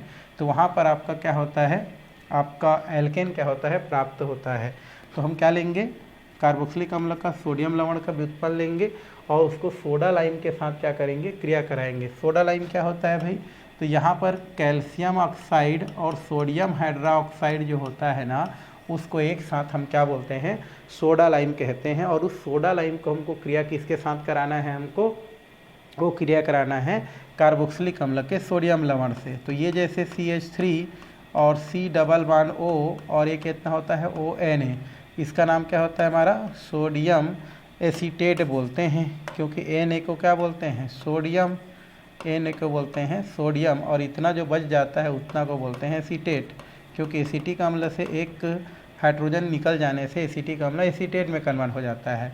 अब इसको हम लोग क्रिया कराते हैं सोडियम हाइड्रोक्साइड और साथ में हमारा क्या रहता है, कैल्शियम ऑक्साइड, क्योंकि इन दोनों को एक साथ हम क्या बोलते हैं, सोडा लाइम बोलते हैं। लेकिन प्रक्रिया के समय केवल कौन पार्टिसिपेट करता है, सोडियम हाइड्रोक्साइड ही पार्टिसिपेट करता है। तो जब ये पार्टिसिपेट करता है तो यहाँ से आपका क्या होता है, यहाँ से इस प्रकार से ये क्या हो जाता है, आपका बाहर निकल जाता है। तो तो यहाँ से क्या हो जाएगा, 2 सोडियम हो गया, 1 सोडियम, 2 सोडियम, 1 कार्बन हो गया, 1 कार्बन, और टोटल ऑक्सीजन कितना हो रहा है हमारा, 3 हो रहा है। तो ये क्या निकल जाता है आपका, सोडियम कार्बोनेट। सोडियम ये क्या होता है हमारा, कार्बोनेट होता है। इसका नाम क्या होता है भाई, सोडियम कार्बोनेट होता है। तो ये हो जाता है सोडियम, और इसको बोलते हैं हम लोग कार्बो और नेट। ठीक है, तो बचा क्या, CH3, और ये क्या बचा है, एक H बचा है। तो यहाँ से आपका क्या हो जाता है, CH4, हमको क्या प्राप्त हो जाता है, मेथेन प्राप्त हो जाता है। और मेथेन हमारा क्या है, हाइड्रोकार्बन है। आप चाहेंगे तो इसको बढ़ा सकते हैं, प्रोपियोनिक सोडियम प्रोपेरेट, सोडियम ब्यूटेरेट बढ़ा करके आप मेथेन की जगह दूसरा भी क्या कर सकते हैं, प्राप्त कर सकते हैं। तो इस तरीक़ा से हम क्या कर सकते हैं, इधर से भी क्या कर सकते हैं भाई, कार्बोक्सिलिक अम्ल से भी एल्केन प्राप्त कर सकते हैं, प्राप्त किया जा सकता है। तो ये समझ में आ गया होगा। चलिए आगे की ओर चलते हैं, कोल्बे की विद्युत अपघटनी विधि। ठीक है, आगे क्या दिया है हमारा, कोल्बे की विद्युत अपघटनी विधि, कोल्बेस इलेक्ट्रोलाइटिक प्रोसेस। ये इंपॉर्टेंट क्वेश्चन है, इसमें हमको जो है क्या करना है थोड़ा सा देखेंगे। ये हमारा चौथा नंबर का दूसरा भाग है। जैसे पहला वसी अम्ल का सोडियम लवण को सोडा लाइम के साथ क्रिया कराए थे, वैसे ही वसी अम्ल के सोडियम लवण का हमको विद्युत अपघटन करना है। सोडियम लवण मतलब समझ गए होंगे, अभी जो लिए थे उसी को, CH3COON, इसी को बोलते हैं वसी अम्ल का सोडियम लवण। वसी अम्ल का क्या बोलते हैं, सोडियम लवण। अब इस सोडियम लवण को हम पानी में क्या कर देते हैं, घोल देते हैं। पानी में क्या करते हैं भाई, इसको घोल देते हैं। किसको, ये जो हमारा सोडियम एसीटेट होता है उसको हमने पानी में क्या कर दिया, घोल दिया, और एक विलयन क्या कर लिया, तैयार कर लिया। ठीक है, तो इसमें हमने पानी में घोला और घोल करके इसका क्या बना लिया, विलयन बना दिया। अब विलयन बनाने के पश्चात हम क्या करते हैं, इसमें 2 इलेक्ट्रोड लगा देते हैं। क्या लगा देते हैं भाई, हम लोग 2 ठो इलेक्ट्रोड लगाते हैं। इलेक्ट्रोड मतलब ये एक इलेक्ट्रोड और ये हमारा दूसरा इलेक्ट्रोड। इलेक्ट्रोड आपने देखा होगा बैटरी में दो हमारा प्लस माइनस होता है, ऐसा हम क्या कर देते हैं, 2 इसमें क्या लगा देते हैं, इलेक्ट्रोड लगा देते हैं। ठीक है, 2 इलेक्ट्रोड लगा दिए हम लोग। अब 2 इलेक्ट्रोड लगाने के पश्चात इसको बैटरी से जोड़ेंगे भाई। आगे किससे जोड़ेंगे, इसको बैटरी से आगे हम क्या करते हैं, जोड़ देते हैं। तो बैटरी के जिस हिस्सा से हमारा जुड़ता है, अगर बैटरी के प्लस वाला हिस्सा से जुड़ता है तो प्लस वाले हिस्से को हम क्या बोलते हैं भाई, एनोड बोलते हैं। क्या बोलते हैं, एनोड, मतलब धन चार्ज। और अगर माइनस वाला हिस्सा से अगर जुड़ता है तो उनको हम क्या बोलते हैं, कैथोड, या इसी को हम लोग बोलते हैं ऋण चार्ज। तो ये हमारा कैथोड और एनोड आप समझते रहेंगे। हमने क्या लिया, सोडियम, वसी अम्ल के सोडियम लवण लिया, उसका जली विलयन बनाया, और जली विलयन बनाने के पश्चात उसमें हमने 2 इलेक्ट्रोड क्या कर दिया, डुबा दिया, और उसके बाद उन दोनों इलेक्ट्रोड को बैटरी से जोड़ दिया। बैटरी के प्लस वाला भाग से जोड़ने वाला को अगर जुड़ा तो उसको एनोड बोले, माइनस वाला से जुड़ा उसको कैथोड बोले। जनरली माइनस वाला भाग को हम लोग बैटरी का कैथोड बोलते हैं, प्लस वाला भाग को एनोड बोलते हैं। अब जैसे हम क्या करते हैं, इसमें विद्युत धारा प्रवाहित करते हैं, मतलब बैटरी से कनेक्ट करते हैं, तो इसमें विद्युत धारा क्या होना स्टार्ट हो जाता है, विद्युत धारा प्रवाहित होना स्टार्ट हो जाता है। तो जैसे ही विद्युत धारा पड़ता है तो हमारा ये जो CH3 और COO और Na है, ये 2 भागों में क्या हो जाता है, आपका टूट जाता है। कौन कौन से, एक टूटता है आपका CH3 और ये COO माइनस, या ये बोल सकते हैं हम लोग, ऐसा अगर आपको नहीं अच्छा लग रहा है तो आप ये बोल सकते हैं कि जैसे हम क्या करते हैं, सोडियम एसीटेट को पानी में घोलते हैं, पानी में घोलने के पश्चात ये 2 भागों में टूट जाता है, एक एसीटेट में और एक सोडियम आयन में। इसको क्या बोलते हैं हम लोग, इसको बोलते हैं एसीटेट आयन, एसीटेट आयन हो जाता है, और इसको हम लोग क्या बोलते हैं, सोडियम आयन कहते हैं। क्या बोलते हैं इसको, सोडियम आयन। तो जैसे हम लोग सोडियम एसीटेट को, किसको भाई, हमारा सोडियम, और ये हमारा क्या है, एसीटेट है। तो जैसे हम लोग क्या करते हैं, सोडियम एसीटेट को पानी में घोलते हैं, ये एसीटेट आयन में और सोडियम आयन में क्या हो जाता है, टूट जाता है। और जैसे ही उसमें हम लोग क्या करते हैं, 2 इलेक्ट्रोड लगा के विद्युत धारा प्रवाहित करते हैं। तो विद्युत धारा प्रवाहित करते हैं तो उस दोनों इलेक्ट्रोड को बैटरी के 2 सिरों से जोड़ते हैं, प्लस वाला सिरा से और माइनस वाला सिरा से। तो बैटरी का प्लस वाला सिरा क्या कहलाता है, एनोड कहलाता है, और माइनस वाला सिरा क्या कहलाता है, कैथोड कहलाता है। तो जैसे हम क्या करते हैं, उसमें बैटरी से जोड़ते हैं, उसमें विद्युत धारा प्रवाहित होता है, और जैसे ही विद्युत धारा प्रवाहित होता है तो उस स्थिति में क्या होता है, हमारा ये जो हमारा दोनों इलेक्ट्रोड में एक में प्लस चार्ज आता है और एक में माइनस चार्ज आता है, तो उस स्थिति में इसका जो माइनस चार्ज वाला है, इसका जो क्या है हमारा माइनस चार्ज वाला है, वो किधर की ओर जाएगा, ये हमारा जो बैटरी होता है उसके किधर की ओर जाता है, प्लस की ओर जाएगा, क्योंकि वो क्या हो गया हमारा माइनस वाला स्थिति में है, हमारा कौन सी स्थिति में, माइनस। और ये जो हमारा सोडियम होता है वो किधर जाएगा, आपका प्लस की ओर जाए, क्या एसीटेट जो होता है वो प्लस की ओर जाता है और सोडियम क्या होता है, माइनस की ओर जाता है, मतलब विपरीत आवेश की ओर क्या करता है, गति करता है। तो हमने क्या बोल रहे हैं कि जब सोडियम हाइड्रोक्साइड का जो जली विलयन होता है, उस जली विलयन में हम क्या करते हैं, विद्युत धारा प्रवाहित करते हैं, तो उस जली विलयन में उपस्थित जो एसीटेट आयन होता है जिसका चार्ज माइनस चार्ज होता है, वो बैटरी के किधर की ओर भागता है, वो प्लस की ओर भागता है, और सोडियम जो होता है वो माइनस इलेक्ट्रोड की ओर भागता है। तो उस स्थिति में क्या बनेगा, अब हम किधर जाएंगे, एनोड पर। कहाँ पर जाएंगे भाई, एनोड पर। तो एनोड पर कौन जाएगा, हमारा एसीटेट आयन जाएगा। तो उस स्थिति में हम इसका मात्रा कितना ले लेते हैं, 2 ले लेते हैं, इसका भी 2 ले लेते हैं और इसका भी 2 लेते हैं समझने के लिए। तो एनोड पर कौन जाएगा हमारा, तो एनोड पर जाएगा CH3COO, ये माइनस है, इसका हम 2 मात्रा लिए हैं समझने के लिए। ये क्या करता है, एनोड पर जनरली इलेक्ट्रॉन डोनेट किया जाता है, तो जैसे ही हम लोग क्या करते हैं, एनोड पर ये लोग जाता है, अपना इलेक्ट्रॉन क्या कर देते हैं, डोनेट कर देते हैं, और डोनेट करके कहेंगे तो मुक्त मूलक क्या हो जाता है, बन जाता है। अब ये बाद में ये हमारा जो क्या होता है, हमारा 2 हमारा क्या होता है, हमारा जो एसीटेट होता है, ये CH3 और COO ये तुरंत टूट जाता है, किसमें, CH3 और CH3 प्लस 2 कार्बन डाइऑक्साइड बनाता है, और इस तरीक़ा से हमको एथेन क्या हो जाता है, प्राप्त हो जाता है। और एथेन आपको कहाँ पर मिलता है, हमारा एनोड पर क्या होता है, आपको मुक्त होते हुए क्या होता है, दिखाई देता है। तो इस तरीक़ा से आप चाहेंगे तो मुक्त मूलक के भी रूप में लिख सकते हैं। तो एनोड पर क्या करता है, हमारा एसीटेट आयन जाता है, 2 इलेक्ट्रॉन क्या करता है, डोनेट करता है, और इस प्रकार से एक मुक्त मूलक बना लेता है। मुक्त मूलक बाद में विघटित होकर के एल्केन और कार्बन डाइऑक्साइड देता है, और इस तरीक़ा से इस एल्केन को क्या कर लिया जाता है, एनोड से क्या कर लिया जाता है, प्राप्त कर लिया जाता है। अब हम किसके पास चलते हैं भाई, कैथोड पर। कैथोड पर कौन जाएगा, हमारा सोडियम आयन जाएगा, क्योंकि उसका चार्ज क्या है, हमारा प्लस है। तो यहाँ पर कितना हो जाएगा, सोडियम। ये इलेक्ट्रॉन ग्रहण होता है, जब भी देखेंगे कैथोड पर इलेक्ट्रॉन ग्रहण किया जाता है तो इसके द्वारा 2 इलेक्ट्रॉन त्यागा है उसको ये ले लेता है, और ये क्या बना लेता है, हमारा 2Na बना लेता है। अब ये जो 2Na होता है, यहाँ पर पानी भी है हमारा, ये 2Na क्या होता है, यहीं पर क्या होता है, रहता है, और यहीं पर हम जस्ट क्या किए हैं, पानी भी घोले हैं, तो उस पानी के साथ क्या कर लेता है, ये क्रिया कर लेता है। तो यहाँ पर क्या हो जाएगा, 2Na, और ये होता है H2O, इसका भी बैलेंस कर देते हैं, तो 2 ले लेते हैं, इसको कितना ले लेते हैं, 2। और आप जानते हो पानी टूटता है तो H प्लस आयन और क्या होता है, OH माइनस। तो सोडियम किसके साथ निकल जाता है, 2 है, मतलब यहाँ पर 2 हो जाएगा, तो 2 सोडियम हाइड्रा ऑक्साइड के रूप में निकल जाता है, जो कि वहीं पर रहता है, और यहाँ से क्या बनता है, एक H2 बनता है। और ये जो H2 होता है यही आपका किस में प्राप्त होता है, आपका कैथोड में क्या हो जाता है, प्राप्त हो जाता है। यही विधि आपका क्या कहलाता है, आपका कोल्बे विधि का विद्युत अपघटनी विधि कहलाता है। तो आपको थ्योरी लिखने की ज़रूरत नहीं है, बस आपको इतना ही करना है और कुछ नहीं करना है। तो इसके लिए हम लोग क्या लेते हैं, जो भी हमारा क्या होता है, हमारा कार्बोक्सिलिक अम्ल का जो सोडियम लवण होता है उसका हम जली विलयन बनाते हैं। जली विलयन में वो क्या हो जाता है, एसीटेट आयन और सोडियम आयन में क्या हो जाता है, टूट जाता है। जैसे हम क्या करते हैं, उसमें 2 इलेक्ट्रोड लगा के जब उसमें विद्युत धारा प्रवाहित करते हैं बैटरी के द्वारा, तो विद्युत धारा प्रवाहित करते हैं तो एक इलेक्ट्रोड प्लस के जैसा और एक इलेक्ट्रोड माइनस के जैसा बिहेव करता है। इसके कारण से यहाँ पर उस विलयन में उपस्थित जो क्या होता है, हमारा एक प्लस चार्ज वाला और एक माइनस चार्ज वाला जो भी हमारा आयन होता है, तो प्लस चार्ज वाला किधर जाता है, माइनस वाला की ओर, और माइनस वाला जो है प्लस की ओर जाता है। तो माइनस वाला प्लस की ओर जाएगा, अर्थात एनोड की ओर जाएगा, वहाँ पर इलेक्ट्रॉन डोनेट करेगा। इलेक्ट्रॉन डोनेट करने के पश्चात वो एथेन और कार्बन डाइऑक्साइड भी टूट जाता है, और आपको जो है एनोड पर क्या हो जाता है, एथेन और कार्बन डाइऑक्साइड प्राप्त हो जाता है।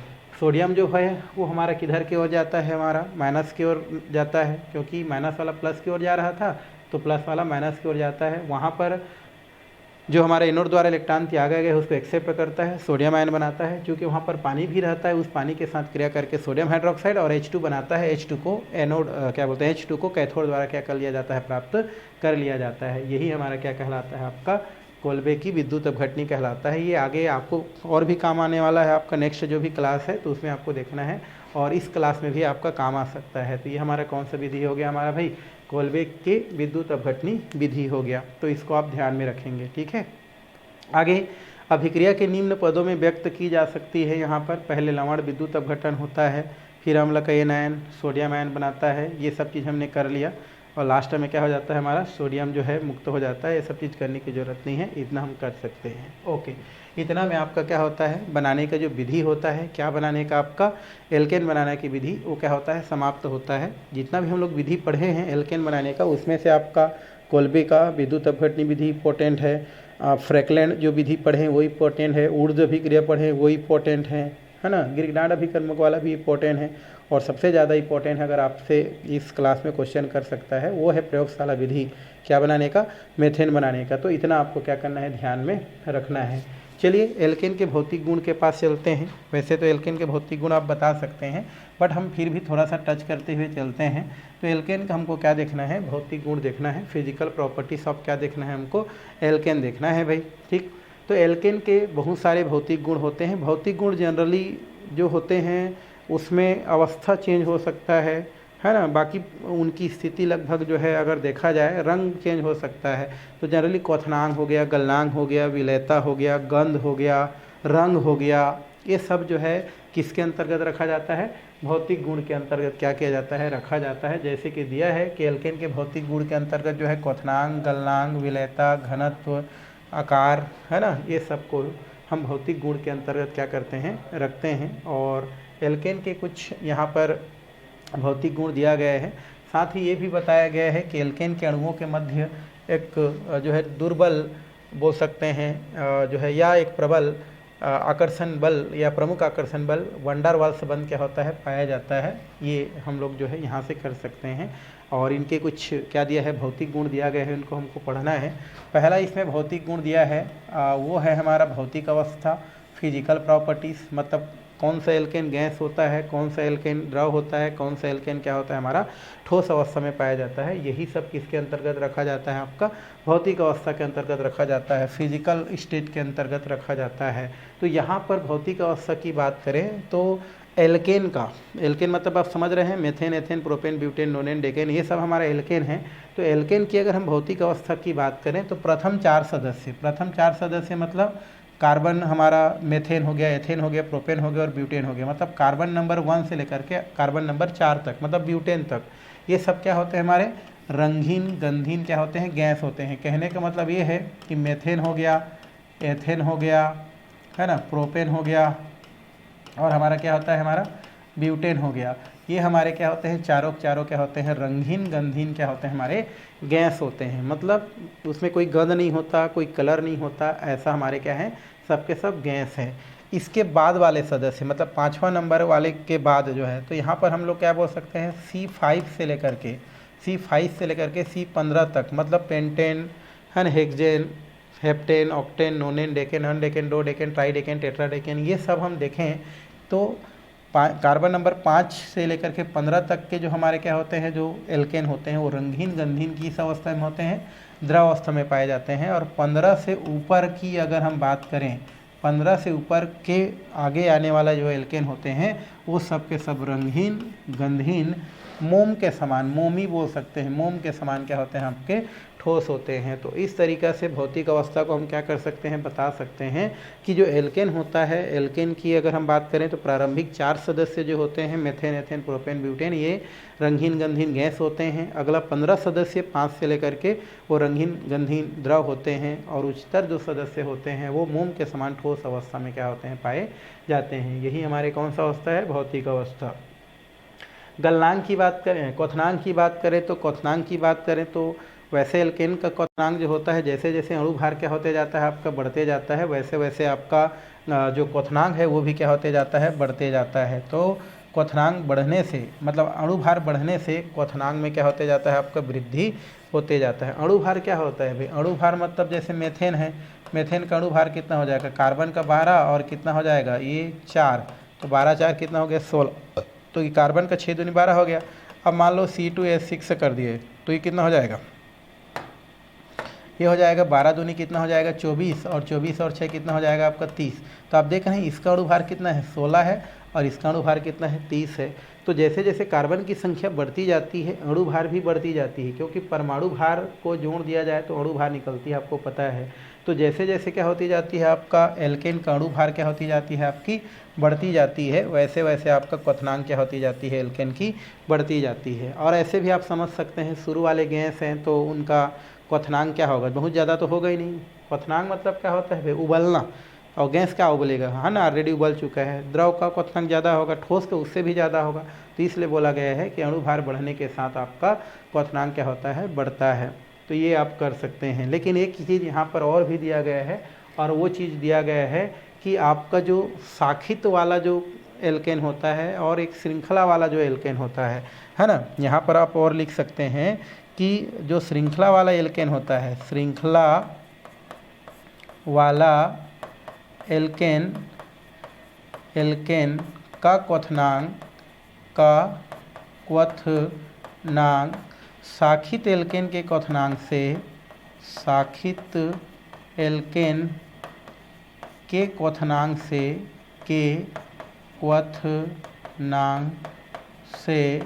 क्या होता है हमारा, अधिक होता है।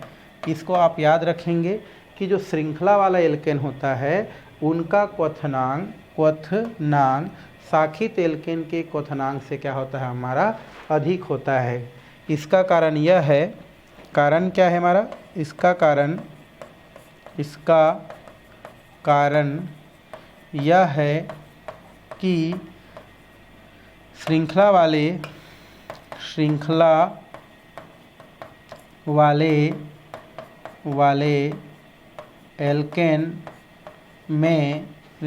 एल्केन में है ना, पृष्ठीय क्षेत्रफल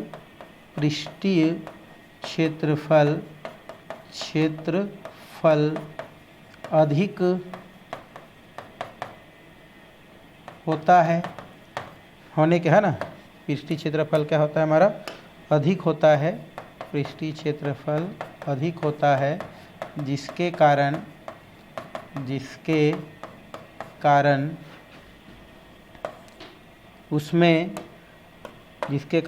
उसमें अंतराणुक आकर्षण बल अधिक होता है, जिसे तोड़ने के लिए अधिक ऊर्जा की आवश्यकता होता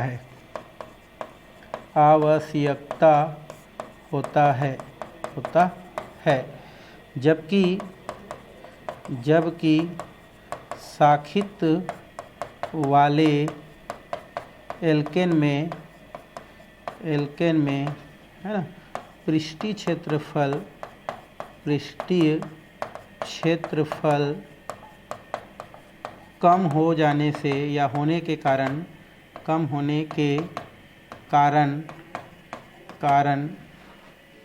अंतराणुक आकर्षण बल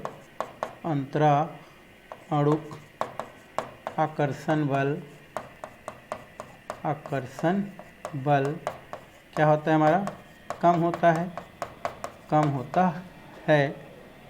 होता है। अतः इसे तोड़ना, है ना, सरल होता है।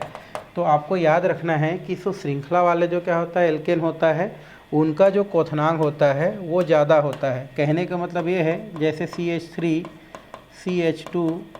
CH2 और CH3, इसका नाम क्या है, ब्यूट, और ये हो गया N, ब्यूटेन। और एक हम लोग करेंगे CH3 और ये दिया है आपका CH3, इसका नाम होता है आइसोब्यूटेन।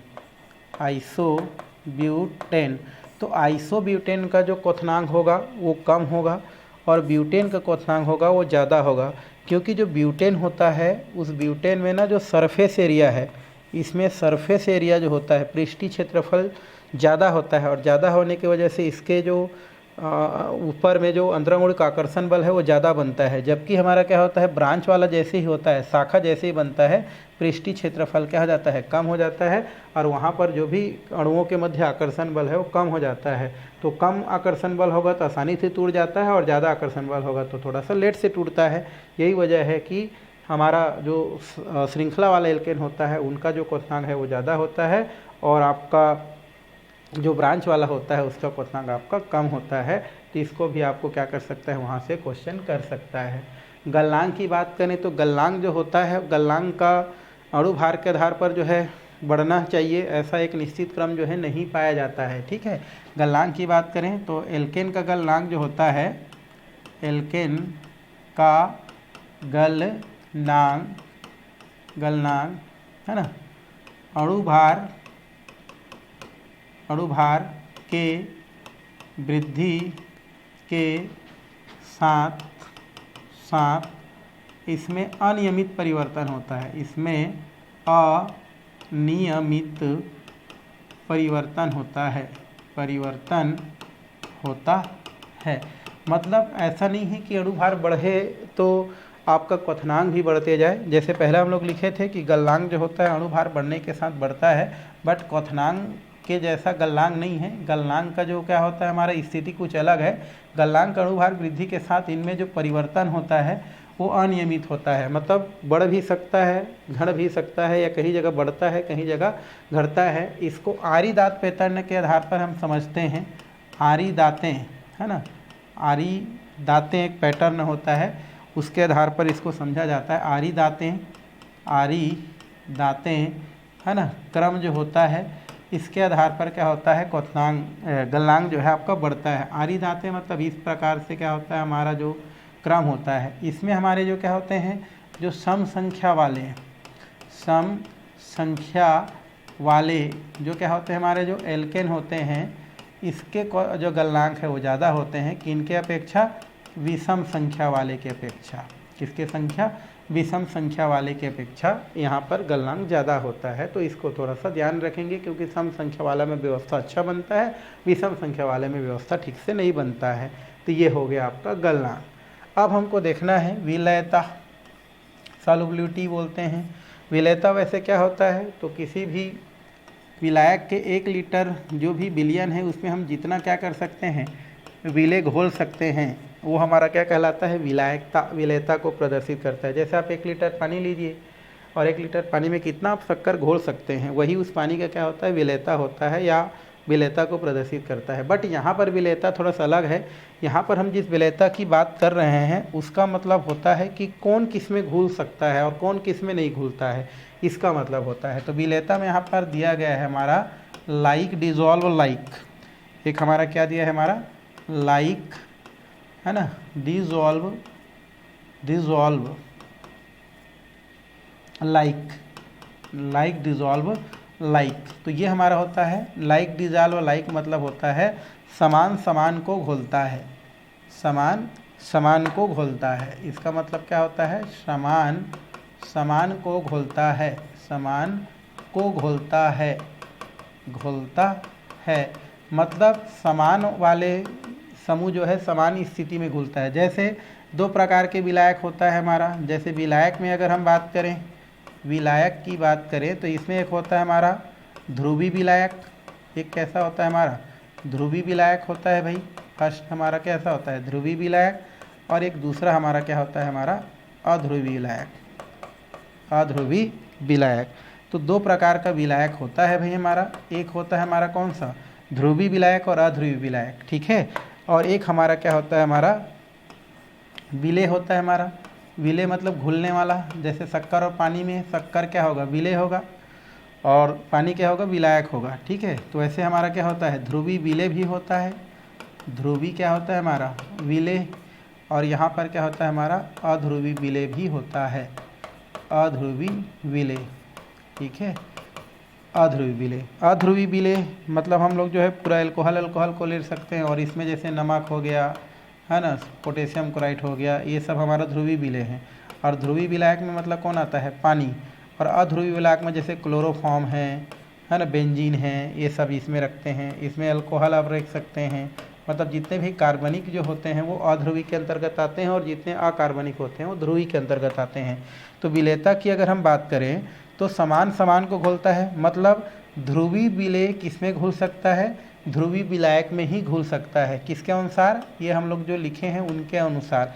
उसी प्रकार अध्रुवी विलेय किसमें घुल सकता है, अध्रुवी जो आपका विलायक है उसमें ही घुल सकता है। अब बोलोगे आप ध्रुवी विलेय अध्रुवी विलायक में घुले या अध्रुवी विलेय ध्रुवी विलायक में घुले, ऐसा पॉसिबल नहीं होता है। किसके अनुसार, अभी जो लिखे हैं नियम उसके अनुसार। तो इस नियम के अनुसार ध्रुवी विलेय ध्रुवी विलायक में घुल सकता है और अध्रुवी विलेय अध्रुवी विलायक में घुल सकता है। और ऐसा देखा जाए, अगर ओवरऑल देखा जाए तो फिर तो हम जो है चाहे वो ध्रुवी हो चाहे अध्रुवी हो, दोनों को हम क्या कर सकते हैं, एक दूसरे में घोल सकते हैं। वहाँ पर आता है हाइड्रोजन बॉन्ड।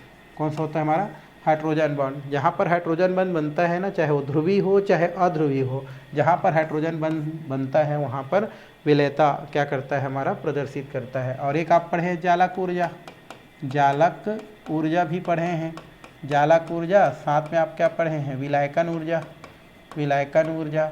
तो यहाँ पर भी इन दोनों के मान में क्या होता है, कम ज़्यादा होता है। जहाँ पर विलायकन ऊर्जा ज़्यादा होता है और विलायक ऊर्जा कम होता है, वहाँ पर कोई भी चीज़ घुल जाता है। तो कौन किस में घुलता है वो तीन प्रकार से हम लोग देखते हैं। हाइड्रोजन बंध, जिसमें ध्रुवी अध्रुवी नहीं देखता है, यहाँ पर भी जालक ऊर्जा के आधार पर घुलता है। और एक होता है लाइक डिजॉल्व लाइक। तो लाइक डिजॉल्व लाइक के आधार पर अगर हम देखें तो ध्रुवी विलेय ध्रुवी विलायक में घुल सकता है और अध्रुवी विलेय अध्रुवी विलायक में घुल सकता है। यही हमारा क्या होता है, विलेयता। कहने का मतलब ये है कि एल्केन किस में घुलेगा, अध्रुवी विलायक जैसे क्लोरोफॉर्म बेंजीन में ही घुल सकता है, पानी में वो नहीं घुल सकता। कहने का मतलब ये है। घनत्व की बात करें तो अणुभार बढ़ने के साथ घनत्व क्या होता जाता है, बढ़ते जाता है। तो इस तरीक़े से इसमें लिख सकते हैं कि अणुभार में वृद्धि के साथ, अणुभार में वृद्धि के साथ घनत्व क्या होता जाता है, बढ़ते जाता है, घनत्व बढ़ता है। ये इस तरीक़े से आप लिख सकते हैं। तो इतना में आपका भौतिक गुण क्या हो गया, आपका समाप्त हो गया। ठीक है, कौन समाप्त हो गया भाई, भौतिक गुण। ठीक, चलिए अब हम रासायनिक गुण की ओर चलते हैं, किस प्रकार से है कैसे है उसको हम लोग देखते हैं। तो चलिए एल्केन के हमको क्या देखना है, रासायनिक गुण देखना है भाई, केमिकल प्रॉपर्टीज ऑफ एल्केन, है ना। केमिकल प्रॉपर्टीज ऑफ क्या देखेंगे, एल्केन। तो एल्केनों के हम लोग को क्या रासायनिक गुण देखेंगे। वैसे एल्केन की अगर हम बात करें तो एल्केन में कार्बन कार्बन के बीच क्या होता है, हमारा सिंगल बॉन्ड होता है। पहले आप क्या कर चुके हो, देख चुके हो। और इसमें सिग्मा बंध होता है, ये संतृप्त हाइड्रोकार्बन है। ये निष्क्रिय होता है, निष्क्रिय मतलब क्रियाशील नहीं होता है। और फिर भी अगर हम क्या करें, कुछ अम्ल ले लें, नाइट्रिक अम्ल, सल्फ्यूरिक अम्ल, ये सब दिया गया है, तो इनकी उपस्थिति में भी कोई प्रभाव नहीं पड़ता है। फिर भी ताप आप देंगे, अगर ज़बरदस्ती ताप देंगे, दाब देंगे, तो फिर हमारा एल्केन क्या करता है, क्रिया करता है। ऐसा देखा जाए तो क्रियाशील नहीं है, लेकिन ताप गर्म कर दिए, दाब दे दिए, तो उसी स्थिति में क्या कर सकता है, क्रिया कर सकता है। तो ये हमको अभी देखना है किसके अंतर्गत जो है, एल्केन के अंतर्गत। तो एल्केन के अंतर्गत जो है बहुत सारे अभिक्रिया दिया गया है। इसकी अभिक्रिया प्रायः मुक्त मूलक प्रतिस्थापन अभिक्रिया की प्रकार की होती है। एल्केन में क्या होता है, मुक्त मूलक आप जानते हो क्या होता है, प्रतिस्थापन अभिक्रिया क्या कहते होता है ये भी जानते हैं, इस प्रकार से होती है। तो एल्केन के कुछ अभिक्रियाएँ दिया गया है, इनको हमको क्या करना है, पढ़ाई करना है। पहला है हमारा प्रतिस्थापन अभिक्रिया। आप जानते हैं प्रतिस्थापन अभिक्रिया क्या होता है भाई। प्रतिस्थापन अभिक्रिया का मतलब होता है कि कोई भी क्या होता है हमारा यौगिक से एक परमाणु या एक से अधिक परमाणु को जब दूसरा परमाणु क्या कर देता है, रिप्लेस कर देता है, तो उसे हम लोग क्या बोलते हैं, प्रतिस्थापन अभिक्रिया कहते हैं। इससे पहले लेसन में हम लोग इसका जिक्र किए थे। तो इसी के अंतर्गत कुछ कुछ पॉइंट दिया है, उनको हमको देखते जाना है। फर्स्ट दिया है हमारा हैलोजनीकरण।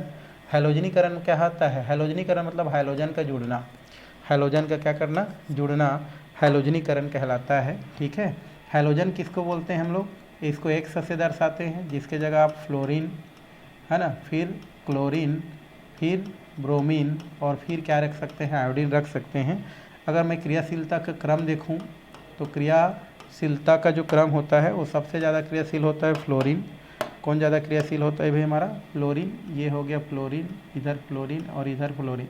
तो यहाँ पर फ्लोरीन जो होता है सबसे ज़्यादा क्रियाशीलता होता है। तो यहाँ से आप लिख सकते हैं क्रियाशीलता में क्या होता है हमारा, वृद्धि। तो क्रियाशीलता में वृद्धि क्या होता है हमारा, यहाँ फ्लोरीन की तरफ जाने से बढ़ता है। और हाइलोजनीकरण मतलब इन्हीं के साथ क्या करना है हमको, एल्केन का क्या करना है, क्रिया कराना है। जैसे ओवरऑल हम देखें तो ये होता है हमारा CH4, ये हमारा क्या हो गया CH4, या तो इसको आप ऐसे भी लिख सकते हैं, ये हो गया R और ये हो गया H, इसका नाम क्या होता है हमारा, एल्केन होता है।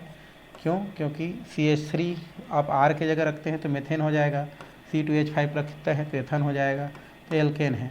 अब इसको हम लोग किसके साथ क्रिया कराएं, X2 में विस्मांस विदलन होगा, यहाँ से टूटेगा एक माइनस और एक क्या होगा, प्लस टूट जाएगा, और एक इसको क्या करेगा, रिप्लेस कर देगा, किसको, एक हाइड्रोजन आएगा और हाइड्रोजन को उसके जगह से क्या कर दिया, हटा दिया, और एक एक्स क्या हो जाता है वहाँ पर जाके जुड़ जाता है। तो ये हमारा क्या हो गया, एक हमारा आया, ये आया और इसको क्या करता है, हाइड्रोजन को हटा के उसके साथ जुड़ जाता है, तो क्या बन जाता है हमारा एल्किल, और इसको हम लोग क्या बोलते हैं, हाइलाइट। ये एल्किल हाइलाइट क्या हो जाता है आपका, बन जाता है। और साथ में क्या है, H निकल गया तो जो कि दूसरा एक्स के साथ बाहर निकल जाता है, यही हमारा क्या होता है, हैलोजनीकरण कहलाता है। हैलोजनीकरण मतलब क्या होता है हमारा, हैलोजन परमाणु का जुड़ना या हैलोजन का जुड़ना, हैलोजन का जुड़ना ही आपका क्या कहलाता है, हैलोजनीकरण कहलाता है। जैसे कि इसमें हैलोजन क्या कर रहा है आपका, जुड़ रहा है, तो इस तरीक़े से एल्केन से क्या बन रहा है, एल्किल हैलाइड बन रहा है। तो इसके अंतर्गत इस प्रकार से हैलोजनीकरण हम देख सकते हैं। अब हैलोजनीकरण के अंतर्गत बहुत सारा आता है, जैसे ब्रोमनीकरण, ठीक है, आयोडीनीकरण, तो आप सबको करना चाहेंगे तो कर सकते हैं, नहीं तो ज़रूरत नहीं है। जैसे हम यहाँ पर क्या लेते हैं, एथेन लेते हैं, क्या लेते हैं हम लोग, एथेन। तो ये हो गया C2H6 एथेन। आप जानते हैं क्या होता है, किसे कहते हैं, आप जानते हैं भाई, ये कार्बन, फिर दूसरा कार्बन, इधर हम क्या करते हैं, इसको बंद करते हैं, तो हाइड्रोजन हाइड्रोजन हाइड्रोजन हाइड्रोजन, और ये हमारा हाइड्रोजन। अब इसको मान लो हम लोग Br2 के साथ क्रिया कराते हैं, तो Br किस में टूटेगा, Br, और ये हमारा Br। अब इसमें क्या होता है, प्लस और क्या होता है, माइनस होता है, तो यहाँ पर एक माइनस हो गया और एक प्लस हो गया विस्मास विदलन से। अब एक हमारा क्या करता है, हमारा Br आता है और एक हाइड्रोजन को क्या कर देता है, एल्केन के रिप्लेस कर देता है, तो क्या हो जाएगा हमारा, ये हो जाएगा H, ये हो जाता है H, ये हो जाता है आपका H, और यहाँ हो गया H, और ये हो गया H। पहले एक और H था जिसको एक Br आया और उस हाइड्रोजन को बाहर निकाल दिया, तो ये हाइड्रोजन एक और Br के साथ क्या हो जाता है आपका, चला जाता है। तो इस तरीक़ा से इसका नाम क्या था हमारा, एथेन था, क्योंकि 2 कार्बन है और सिंगल वन है एथेन। अब ये क्या हो जाएगा, एथ YL हो जाएगा, और Br को क्या बोलते हैं हम लोग, ब्रोमाइड। तो इस तरीक़ा से एथिल ब्रोमाइन क्या हो जाता है, प्राप्त हो जाता है। तो जब हम ब्रोमीन को एथेन के साथ क्या करते हैं, क्रिया कराते हैं, कुछ हमारा क्या होता है इसमें, आप बोल सकते हैं जो है, एक तो हमारा सनलाइट होता है, क्या होता है हमारा, सनलाइट जरूरी है, और साथ में हमारा थोड़ा सा ऊष्मा की क्या होता है, आवश्यकता होता है। तो वो क्या करता है, एल्केन के साथ क्रिया करता है, एल्केन के एक हाइड्रोजन को या एक से अधिक हाइड्रोजन को हटा करके इस प्रकार से यौगिक का क्या करता है, निर्माण करता है। इस क्रिया को हम लोग ब्रोमनीकरण कहते हैं, क्योंकि ब्रोमीन यहाँ से क्या कर रहा है आपका, जुड़ रहा है। उसी प्रकार से हमारा क्या होता है, आयोडोनीकरण, आयोडीन के साथ जुड़ना। जैसे इसी को हम लोग क्या करते हैं, आयोडीन के साथ अगर कराएं तो ये कितना हो जाएगा, H हो जाता है, H हो जाता है, और यहाँ पर क्या हो जाता है, I2, ये हो गया I2। अब I2 जो है 2 भागों में टूटेगा हमारा, क्योंकि I के मध्य क्या होता है, सहसंयोजी बंध क्या होता है, पाया जाता है। ये टूट जाएगा तो एक प्लस हो जाएगा और एक क्या हो जाएगा, माइनस। अब प्लस वाला आएगा, एक हाइड्रोजन को क्या करेगा, उसके जगह से हटा देगा, तो ये हमारा क्या होगा, हाइड्रोजन चला गया, उसके जगह ये क्या हो जाएगा, जाके जुड़ जाएगा, तो H हो गया, और यहाँ पर क्या हो जाएगा, H, यहाँ पर H, और यहाँ पर क्या हो जाएगा, I। इसका नाम क्या हो जाता है, एथिल आयोडाइड। सब एक ही टाइप का है, आयोडाइड हो जाता है, एथिल आयोडाइड, और इसका नाम सिंगल बॉन्ड है तो N, और 2 कार्बन है तो एथेन हो जाता है, और यहाँ से HI निकल जाता है। इसमें क्या होता है हमारा, इसमें आपका ऊष्मा चाहिए, एक तो हमारा ऊष्मा भी चाहिए, साथ में हमको क्या चाहिए, उत्प्रेरक भी चाहिए, क्योंकि इनकी क्रियाशीलता बहुत क्या होता है आपका, ज़्यादा होता है। तो इस तरीक़ा से आपका क्या बन जाता है, आपका एथिल आयोडाइड क्या हो जाता है, प्राप्त हो जाता है। फ्लोरीनीकरण की बात करें तो फ्लोरीन की बात करें तो फ्लोरीन सबसे ज़्यादा क्या होता है भाई, क्रियाशील होता है, और सबसे ज़्यादा क्रियाशील होने की वजह से ये डायरेक्टली हाइड्रोकार्बन के साथ, मतलब एल्केन के साथ डायरेक्ट क्रिया नहीं करता है, डायरेक्ट क्रिया नहीं करता है। मतलब जैसे बाकी लोग क्या कर रहे थे, एल्केन के साथ डायरेक्ट क्रिया कर रहे थे, वैसे डायरेक्ट क्रिया नहीं करता है, बल्कि ये इनडायरेक्ट क्रिया करता है। तो कैसे क्रिया करेगा, जैसे एग्जाम्पल के लिए हम बात करें तो यहाँ पर दिया है C2H5 और ये हमारा दिया है I। नाम होता है इसका नाम, 2 कार्बन है तो YL हो जाता है एथिल, क्योंकि C2H5 है। क्योंकि मैं आपको बताया था एथिल का नामकरण करना है तो कैसे करते हैं हम लोग, जितना कार्बन लेते हैं उसको 2 से गुणा करके 1 जोड़ देते हैं, तो सफिक्स से क्या लगाते हैं हम लोग, जो है YL लगाते हैं। जैसे हमने 2 कार्बन लिया, 2 कार्बन को 2 से गुणा किए तो 2 दूने 4 और कितना जोड़ा 1, तो 4 और 1 5, तो सफिक्स से क्या लगाएंगे YL, और 2 कार्बन है तो एथ, तो नाम क्या हो जाता है हमारा ये एथिल। और ये है आयोडाइड, एथिल आयोडाइड। अब एथिल आयोडाइड को हम लोग क्रिया कराते हैं सिल्वर फ्लोराइड के साथ। किसके साथ, सिल्वर फ्लोराइड के साथ जब हम क्या करते हैं, इसको क्रिया कराते हैं तो इसमें हमारा क्या होता है, एक हाइड्रोजन दूसरा हाइड्रोजन को क्या करता है, रिप्लेस करता है। मतलब ये जो हमारा फ्लोरीन होता है ये आयोडीन को रिप्लेस कर देता है। तो ये जो आयोडीन है वो किसके साथ निकल जाता है, हमारा Ag के साथ निकल जाता है, मतलब सिल्वर आयोडाइड निकल जाता है। और इस तरीक़ा से C2H5 और F, जिसका नाम क्या होता है आपका एथिल फ्लोराइड होता है, एथिल फ्लोराइड होता है, प्राप्त हो जाता है। इस अभिक्रिया को स्वार्ज रिएक्शन बोलते हैं, स्वार्ज रिएक्शन कहते हैं। क्या बोलते हैं इसको, स्वार्ज रिएक्शन कहते हैं। ये भी आपका 12th क्लास के लिए इम्पोर्टेंट होता है, स्वार्ज रिएक्शन क्या होता है, इस तरीक़ा से आपको क्वेश्चन किया जाता है। तो हमारा जो फ्लोरीन होता है उनकी क्रियाशीलता चूँकि सबसे ज़्यादा होता है, इसलिए फ्लोरीन जो होता है वो डायरेक्ट इस प्रकार से एल्केन के साथ क्रिया नहीं करता है, इस प्रकार से क्रिया नहीं करता है, बल्कि वो इनडायरेक्ट रूप से क्या करता है, क्रिया करता है। और क्रिया करके क्या बनाता है, हमारा एल्किल फ्लोराइड का निर्माण करता है। जैसे एथिल आयोडाइड को हम क्या करते हैं, सिल्वर फ्लोराइड के साथ क्रिया करते हैं, तो उसमें एक फ्लोरीन जो होता है अपना एक हाइड्रोजन दूसरा हाइड्रोजन को हटा देता है और एथिल फ्लोराइड बनाता है। इस अभिक्रिया को एक नाम से जाना जाता है जिसे हम क्या बोलते हैं, स्वार्ज रिएक्शन कहते हैं। तो इस तरीक़ा से आप क्या कर सकते हैं, ब्रोमीनीकरण, आयोडीनीकरण और फ्लोरीनीकरण को बता सकते हैं। क्रियाविधि करने की आपको कोई ज़रूरत नहीं है, आप उसको जो है करने की मतलब नहीं है, तो इसको आपको देखने की ज़रूरत नहीं, उतना में सबका आपका काम क्या हो जाता है, चल जाता है, बन जाता है। ठीक है, तो ये पद सद करने की ज़रूरत नहीं है। आगे हम लोग को देखना है एल्केन में नाइट्रीकरण। मेन हमको देखना है किसमें, एल्केन में हमको क्या देखना है, नाइट्रीकरण देखना है। एल्केन में हमको क्या देखेंगे भाई, नाइट्रीकरण। नाइट्रीकरण मतलब क्या होता है, हमारा नाइट्रिक अम्ल के साथ क्रिया। ठीक है, नाइट्रेशन ऑफ एल्केन।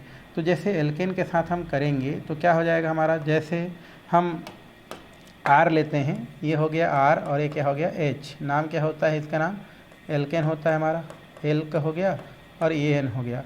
अब इसको हम नाइट्रीकरण कराएंगे, मतलब नाइट्रिक अम्ल के साथ क्रिया कराएंगे। इसका नाम क्या होता है, हमारा नाइट्रिक एसिड होता है।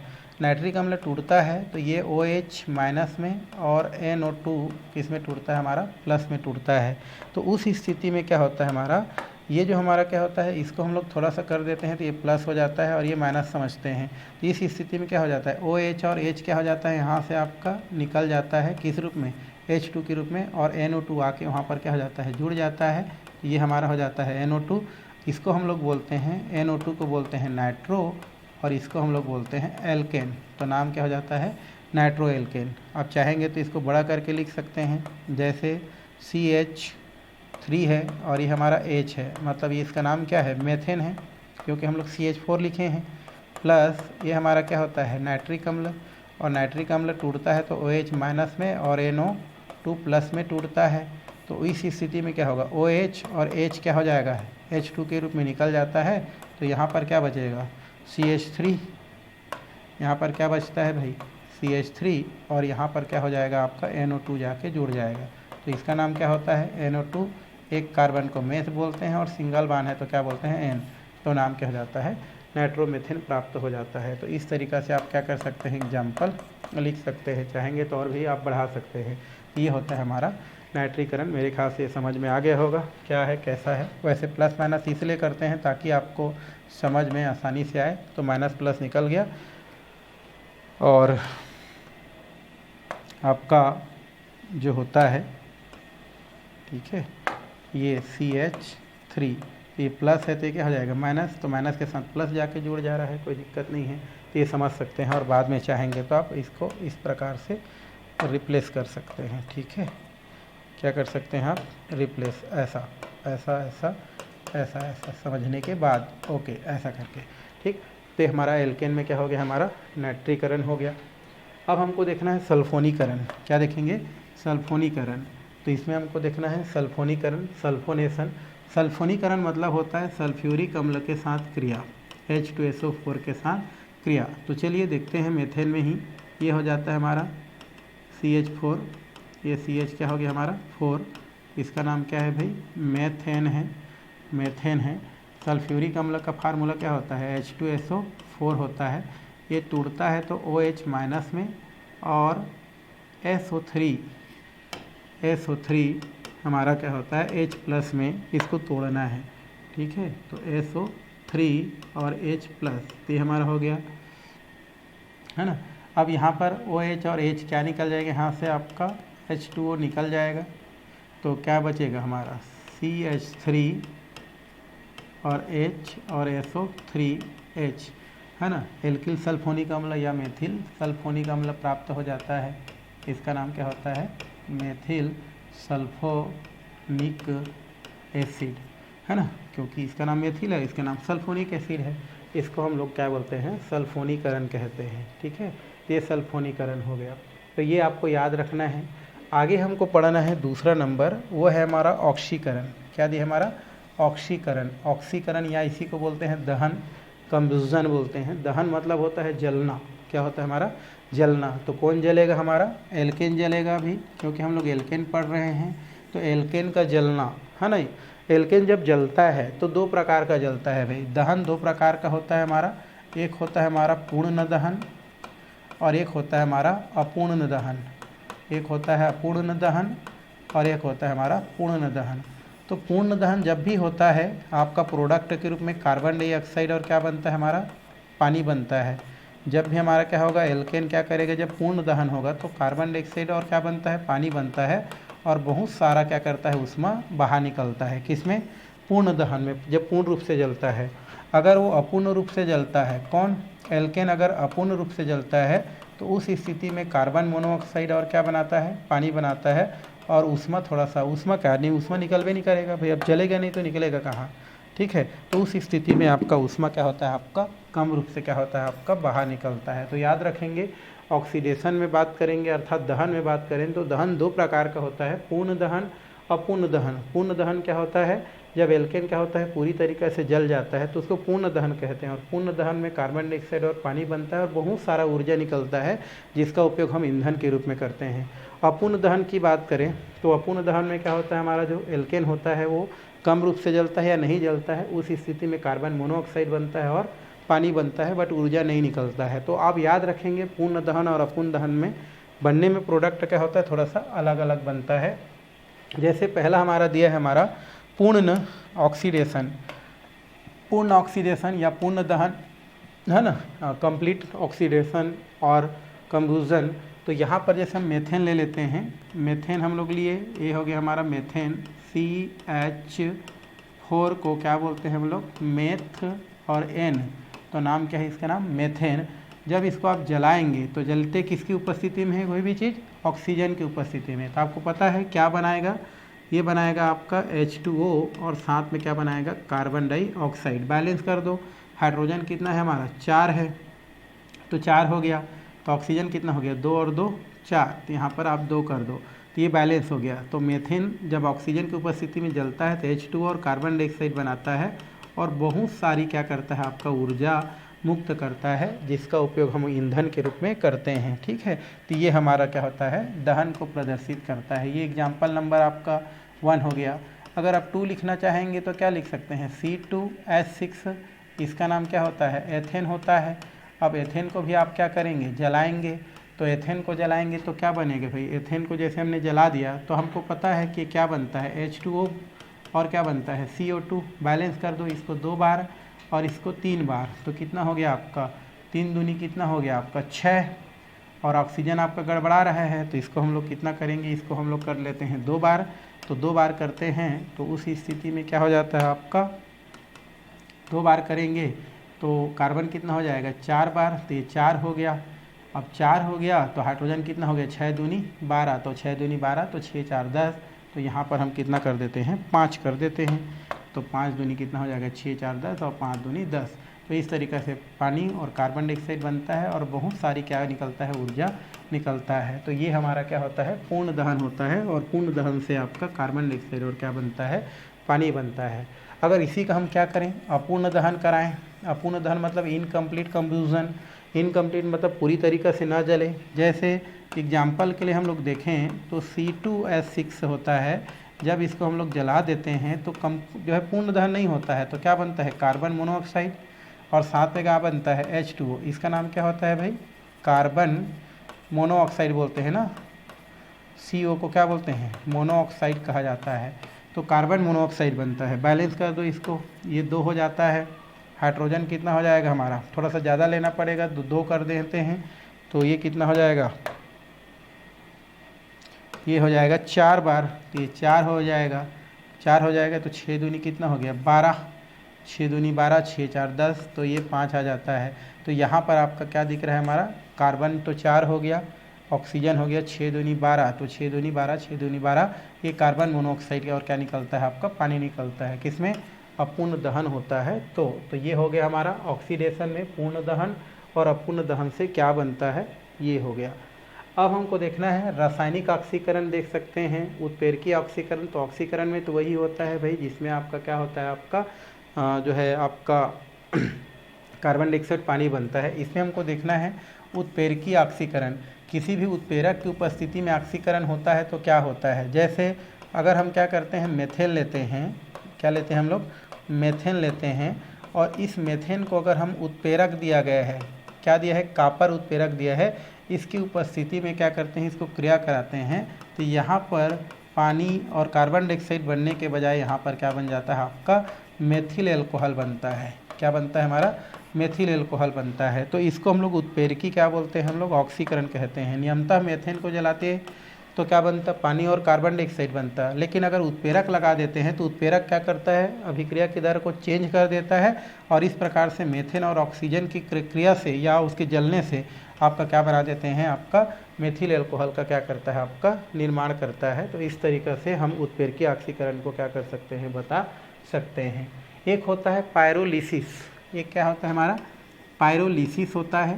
पायरोलिसिस क्या होता है भाई, पायरोलिसिस का मतलब होता है अगर कोई संतृप्त हाइड्रोकार्बन दिया गया है तो उसको हम छोटा करके क्या कर सकते हैं उसको असंतृप्त हाइड्रोकार्बन और संतृप्त हाइड्रोकार्बन में जब हम क्या कर देते हैं तोड़ देते हैं, तो उस स्थिति में उसको हम लोग क्या बोलते हैं पायरोलिसिस बोलते हैं, है ना। पायरोलिसिस मतलब हमारे पास एक संतृप्त वाला बड़ा वाला हाइड्रोकार्बन दिया है, तो उसको अगर हम तोड़ दें और उसको छोटा संतृप्त हाइड्रोकार्बन या छोटा हम लोग असंतृप्त हाइड्रोकार्बन में तोड़ दें, तो वो हमारा क्या कहलाता है पायरोलिसिस कहलाता है। समझने के लिए देखो जरा, तो ये CH3 और ये दिया है आपका CH2 और एक और दिया है CH2 और एक दिया है CH3, इसका नाम क्या होता है ब्यूट और N, तो नाम क्या है इसका नाम ब्यूटेन, क्योंकि 4 कार्बन है हमारा, सिंगल बॉन्ड है, सिंगल बॉन्ड है तो क्या लगाते हैं N लगाते हैं, और 4 कार्बन है तो ब्यूट लगाते हैं तो ब्यूटेन।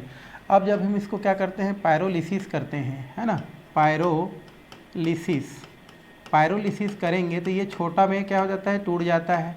कैसे, तो ये 2 भागों में टूट जाएगा। एक हम इसको क्या बना सकते हैं, एक सिंपल हम लोग देखें तो इसको 2 भागों में अगर हम तोड़ें तो ये क्या कर सकते हैं CH3 और CH3 एथेन बना सकते हैं, और CH2 हम क्या बना सकते हैं इसको एथीन में क्या कर सकते हैं कन्वर्ट कर सकते हैं। तो इसी को क्या बोलते हैं पायरोलिसिस कहते हैं, कि जो बड़ा हमारा क्या होता है संतृप्त जो हाइड्रोकार्बन होता है, पायरोलिसिस के द्वारा उसको हम छोटे संतृप्त हाइड्रोकार्बन और उसे छोटे असंतृप्त हाइड्रोकार्बन में तोड़ सकते हैं। इसका नाम क्या होता है हमारा एथीन, और इसका नाम होता है आपका एथेन। तो इसी को हम लोग पायरोलिसिस के नाम से जानते हैं, या इसी को अंजन कहते हैं, ठीक है, या तो इसी को अपघटन कहते हैं। आगे हमारा समवयीकरण, समवयवीकरण आइसोमेरिजेशन। समवयीकरण मतलब क्या होता है एक समवयी को दूसरे समवयी में परिवर्तन करना समवयीकरण कहलाता है ना। तो इसको लिख सकते हैं, जब एक समवयी दूसरे समवयी में परिवर्तित हो जाता है तो इसे समवयीकरण कहते हैं, ठीक है। तो लिख लो, जब एक समावयवी दूसरे समावयवी में क्या हो जाती है, परिवर्तित हो जाती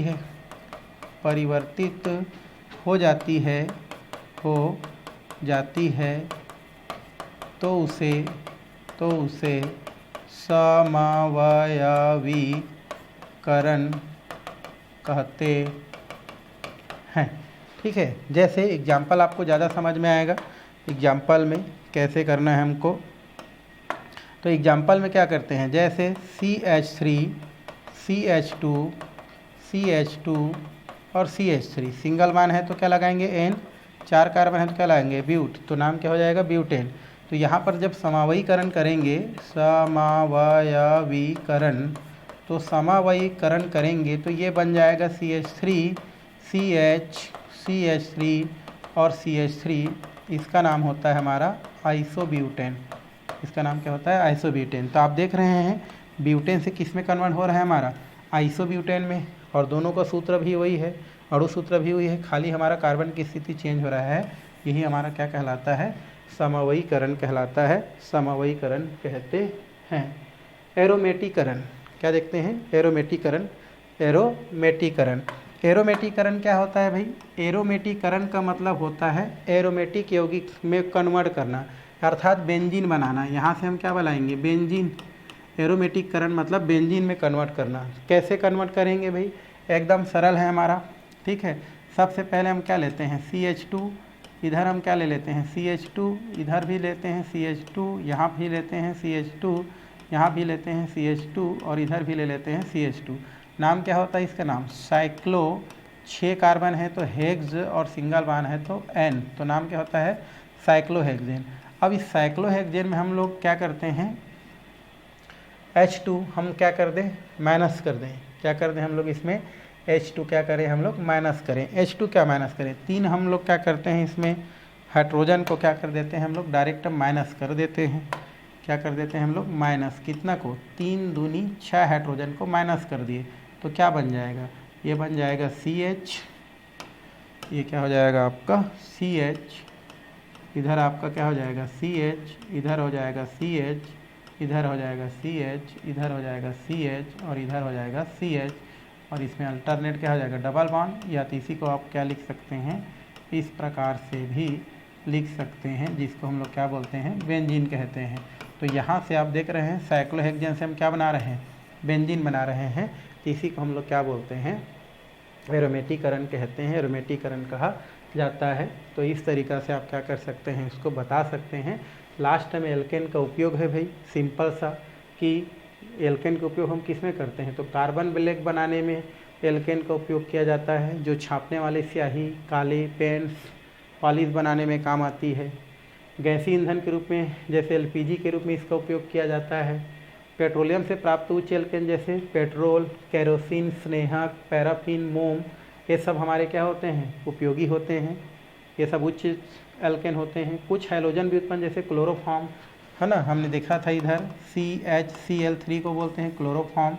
कार्बन टेट्राक्लोराइड मतलब क्या होता है हमारा CCl4 आदि प्रयोगशाला में और कुछ उद्योगों में इसका उपयोग किया जाता है।